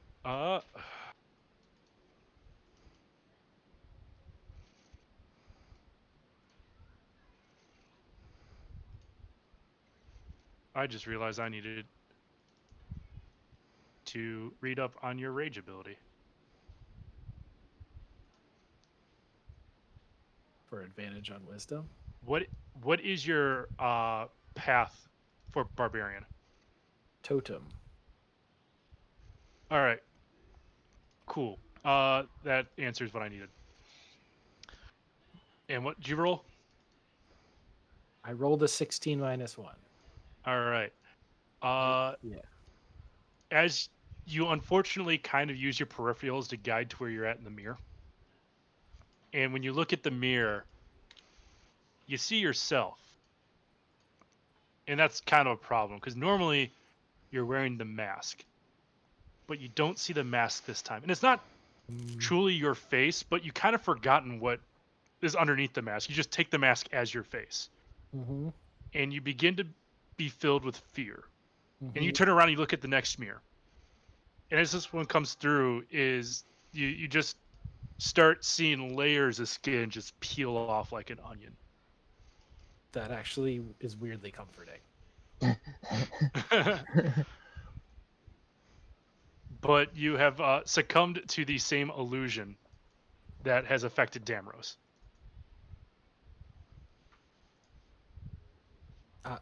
Yeah. Okay. And that brings us to Varm. I also don't know why I wrote your name as Varix in the initiative order. Interesting. Yeah. Should Also I, passing should I make an judgment this attempt at? Yeah, should I make an attempt at making that voice? I don't know if I can even replicate that. I don't know. Making a House of Judgment pun would probably work just as well. So, do I notice that Vash is still standing where last I saw him? Mm-hmm. Okay. So I'm gonna get closer and I'm gonna whisper to him. Oh, what's going on? It hasn't been my turn yet. Shit, I went the wrong direction. I'm sorry. It's Damros' turn. My bad, guys. I went up the list instead of down the list. Then I'm gonna, seeing as my ball bearing didn't work, I'm gonna try and shoot a mirror. All right, go for it. Because I have a short bow. Yep. That comes out to a 13. It hits and harmlessly deflects off. You're quickly beginning to realize that enchanted items are incredibly hard to break with not enchanted items. Fuck it, I'm gonna keep moving then. Okay. Which way do you move? I want to go further down the spooky hall. All right, move 5 feet forward and make another wisdom saving throw. 15. Unfortunately, you fail and you're back into your. Nope. No pants dance. Yep. Welcome to MTV2, and now it's time for Pants Off Dance Off with Damros. And then, thankfully for both of you guys, because you're aware that there is an illusion, as soon as you get your next turn, you automatically get to break it. However, you're quickly learning that every time you try to go down this hallway, you cannot resist the magic. I'm just gonna keep going then until I get to the end of the hallway, just so you know. Good luck. They might get more dangerous. Yep. Vash. All right. I am going to again, as stealthily as possible, move into and down the hallway. All right. As you do this, when you're beginning to hear the sounds, it's getting louder. But you quickly realize that it's not getting louder in the room. It's getting louder and more clear in your head.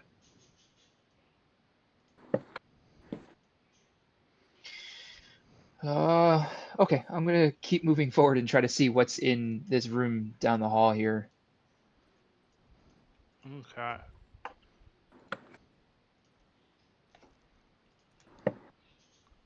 And as you get there, you see two floating jellyfish, kind of, except the body has of it is a brain, the mouth is a bird's beak, and it's floating with jellyfish like legs. Krang? Let me share a photo of this. It's Krang. It's not Kang and Kodos. Kang. Is that what it is? Mm-hmm. That is what you see. 2 of them. Ew. That looks friendly. Mm-hmm. You should try giving it a hug. Yep. As they look around, they sit like you hear them talking to each other, like psionically. As they're talking about, been meaning to try this new goblin recipe.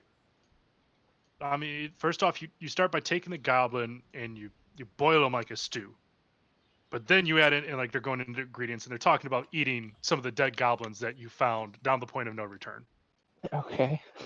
Yep. But it appears they have not noticed you. Okay.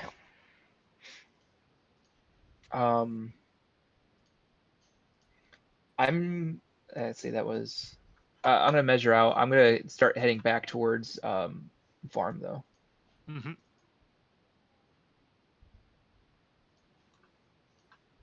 Krang is what I was thinking of. And that's gonna do it for me. All right, that brings us up to Royal. How do I get out of this? I'm just saying at the top of the round, I can shake it off. because you're aware that Damros was under the illusion, you're under an illusion, and you just lost the rest of your turn. However, every time you move west in this room, you have to make the save again. Can I pull the mirror off the wall? Nope. It's stuck on there. So I'm It gonna kind of panic, try to tear it down, and then when I can't, dive back into the.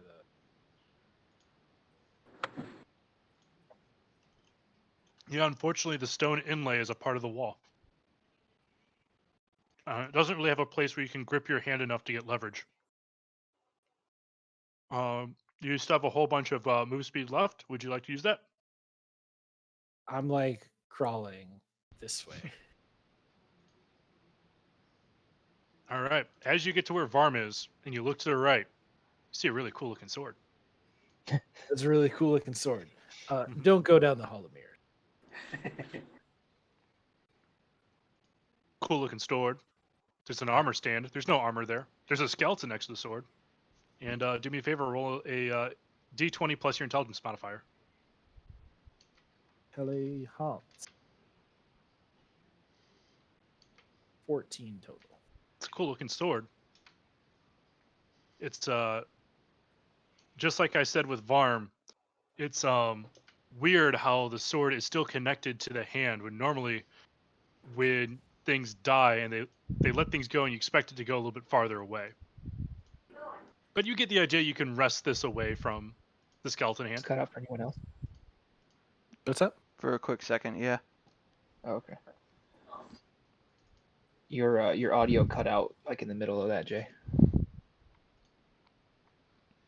I think I got it all. So am I close enough now to try to grab the? Yeah, for sure. Okay, I'm gonna try to pop that off. All right, you have, as I go to the right room here,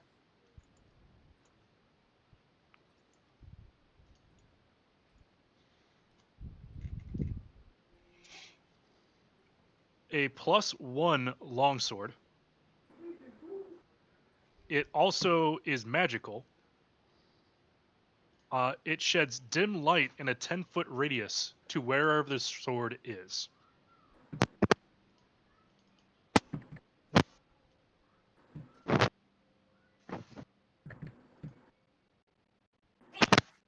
You grab it by the handle, you put the scabbard on your belt line, and you let go of the sword. And as soon as you let go, you look and the sword's still in your hand. And you put it back in the scabbard, and you come out and the sword's still in your hand. And then you throw the sword down the hall, but it's still in your hand.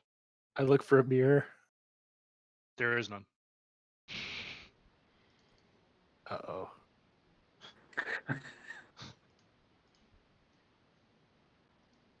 It is a +1 greatsword, but it is currently a cursed greatsword, so that it gives you the ability to see, but it also cannot be unequipped without removing the curse. It is a great sword or a long sword?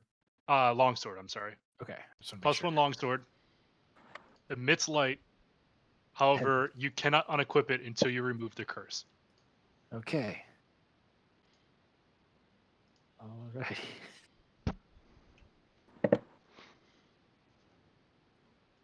I get back down on my hands and knees. And if I was doing that to Varm, I was gonna be like, and this is how you got the idea of a bayonet? Yep. That brings us to Varm now.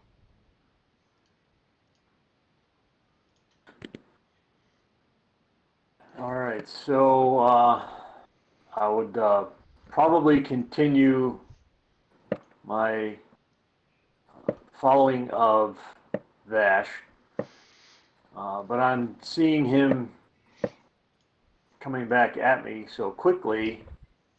I'm just gonna hold right there until I can figure out what's going on. All right, cool. Damros. Well, seeing as I'm all alone again, I think I'm gonna say fuck it to my mirror friends and walk my happy ass back out. All right, you do that. And you don't necessarily hear laughing, but on all the mirrors, it looks like you, but pointing and laughing at you. I'm just flipping them the bird the whole way out. All right. Flight Dual crew bird. clear to launch. You still have a lot of movement left. Yeah, so 30.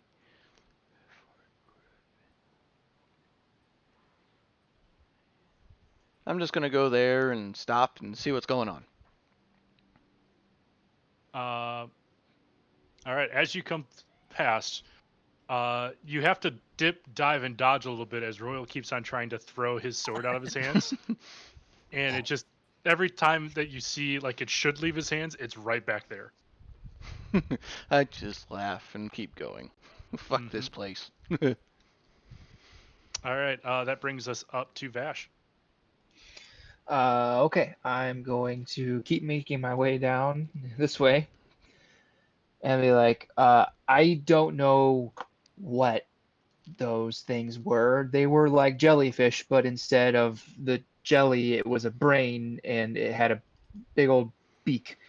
But I can tell you one thing, Crescendo isn't in that room, so I'm leaving. And then I'm going to keep going this way. All right. And as you go down that way, you begin to hear common. Okay. You begin to hear the accents, and they sound a little muddied. It's an accent you haven't heard before. It sounds as if someone's trying to speak with a bunch of marbles in their mouth.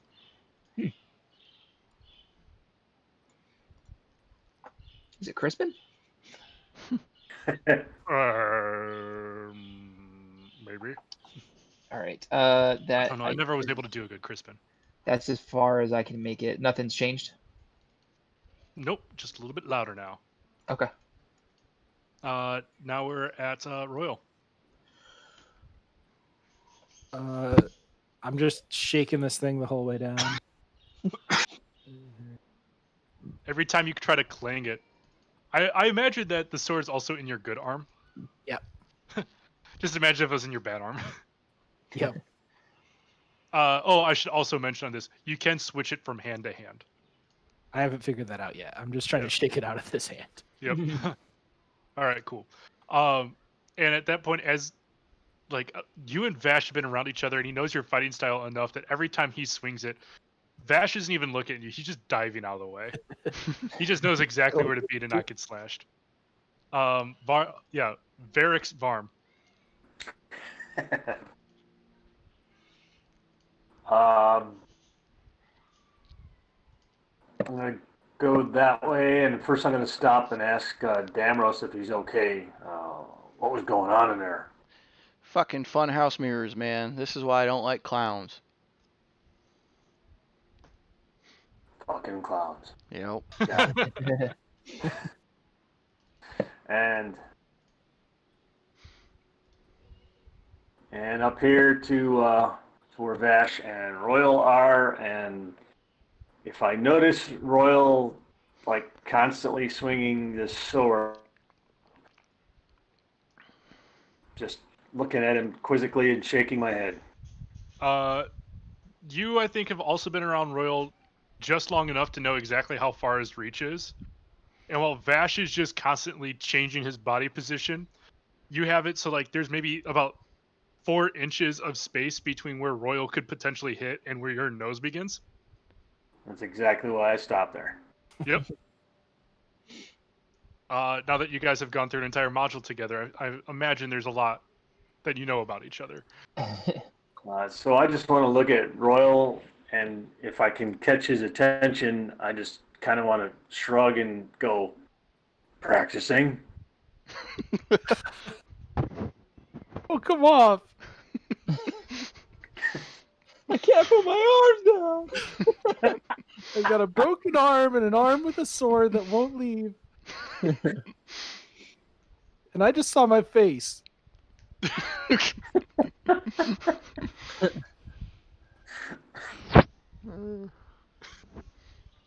I'm sorry, I just saw my face broke me. Hey, welcome to Dungeons and Dragons, where sentences you never thought your friends would say will be ones that cause you to have the biggest emotional outbursts.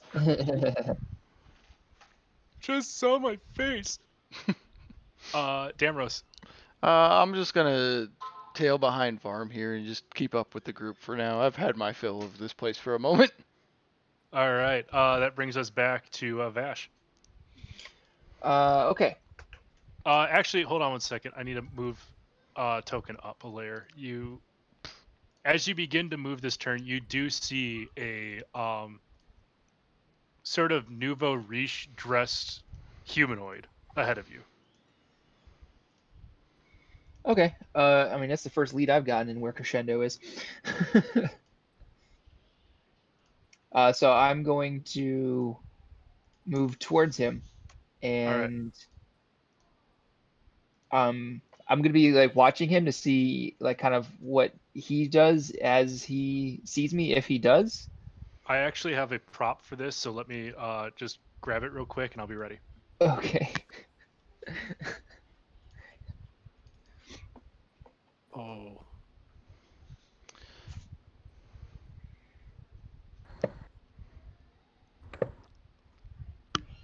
For those of you who need to know, this is my mouth guard that I wear when I'm playing goalkeeper. And it makes my voice sound really funny. And at this point, he just goes, "Hey, who are you?" Here looking for somebody. Maybe you could help me out. Ah, depends on if I know who you're looking for. His name Crescendo. Maybe the name sounds familiar. There's a price for it, though. What blood type are you?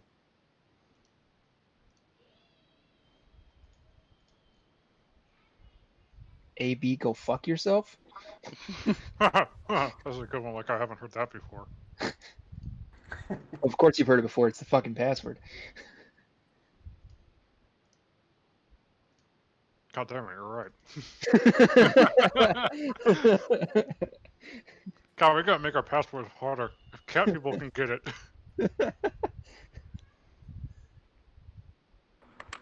Wait, hold on a second.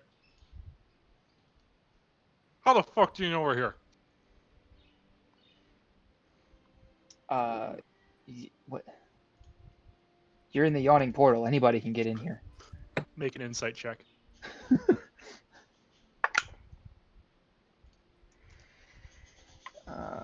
Okay, that is a dirty 20. His teeth are so fucking fake, and you know it.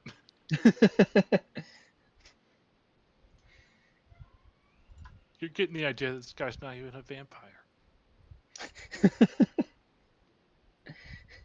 At that point, we'll let the entire party catch up to you. Okay. Oh my god, who the fuck are these guys? Ah. Alright, first off, answer the goddamn question. What's all your blood types?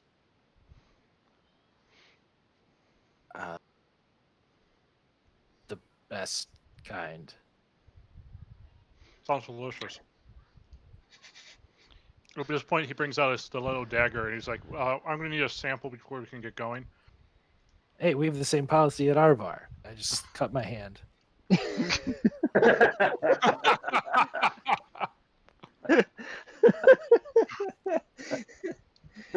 At this point, he pulls out his fake teeth. Like, I'm going to be honest, guys, like, that kind of freaked me out a little bit. We're just getting started, man. Okay. I got Demon Guy. I've got Cat Mask. I got Cat No Mask. And I got Guy Smiley over here. That guy Smiley? Okay, here's the deal. I'm just trying to like fit in with the vampires. I don't know anything. They just told me to stand guard. Please don't kill me and don't tell them that I'm not a vampire. You don't look like a vampire. What do you think vampires look like? Not a sniveling bitch. Those big guys we saw back there, I should have brought one of their heads. At this point, Asbel just picks up Marty. She got it. Are you fucking kidding me? That's a goddamn bugbear. What's a bugbear? How... Alright, so what are you here for? Are you going to tell us what I asked you, or are we going to yeet you to the Shadow Realm? Look, full disclosure here. Oh god, this is so fucking uncomfortable. I forgot the entire question that you asked. Because you'd forget too if you ever were at the business end of that guy's pistol. Chrysando. Know who he is and where he is. Oh, yeah. Yep. A little bit. Like you've seen a little bit of him? You know where pieces of him Well, are? specifically that works, yeah. Royal, why don't you show him a little bit of himself? I was going to say, Vezek, jog his memory. I need my mouth guard for this. Yes, you do. Brace for shock. All right, go ahead.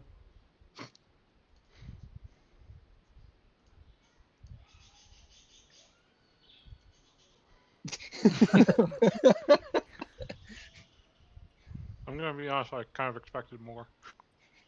Stab?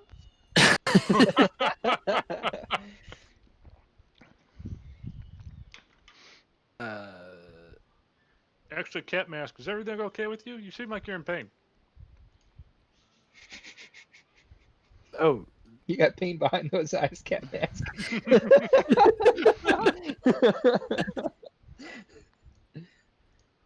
I know. I've just been through a lot in the last 5 minutes. You know, it really fucking shows. You ran across the Jello cube, didn't you? You saw him too, huh? Oh my god. He Let me tell you, north and east is the way to go. South and west, forget about it. I thought it would be nice. That's why we wrote the warning, certain death. Where you imagine it like you'd be like, oh, certain death. Let's not go that way. I like being alive. I thought it was reverse psychology. It certainly was not. There's no warning to the west. Can you imagine people dancing around like they're in their underwear was enough to dissuade people from that. Is No, that I what you kept saw? going. All you saw was people in their underwear? No, well, not necessarily people, just me in a giant group of people sitting down, and I'm about to take a test I never studied for. I saw. Look, man, I don't need to know your dreams. I feel like we're stretching this bit a bit far. So if you just need to know what the actual vampires know, come on inside and then just make sure. Hey, just make sure they can see your necks at all times. How about you go in first? You know, you just asked him if he was doing all right, and then he starts confiding in you, and then you basically tell him to go fuck yourself. You're kind of an asshole. Look, I definitely didn't expect me to become a beloved NPC. Well, look at him. He's dressed nouveau douche. So I mean, what did you expect, Damros? No, You know, he's actually Jim- dressed a little bit like you. No wonder no, we there's get no way along that so can be the well. case because he's not wearing white boxers with little hearts on them. Wait, Damros, are you a vampire? You have to tell us if you're a vampire. No, I'm not a vampire. I'm a Okay. devil. Those are fine. Fake vampire man. Look, can we just drop the fake on this when we go inside? Is everybody else in there fake too? No, everybody else in there is real. Can I insight him? Sure. Hey, that was a good roll. 17. Well, he's fucking lying his ass off. You also get the hint that like he's trying to save face right now because just like everyone caught Damros with his pants down, he's afraid that you all caught him with his pants down, just in a metaphorical sense. I give an unexplained wink to everybody, and then push him in. Oh yeah. At this point, we're gonna head north, and that's where we're gonna end our session for today. Alrighty. Because the next part is gonna take a little bit longer, and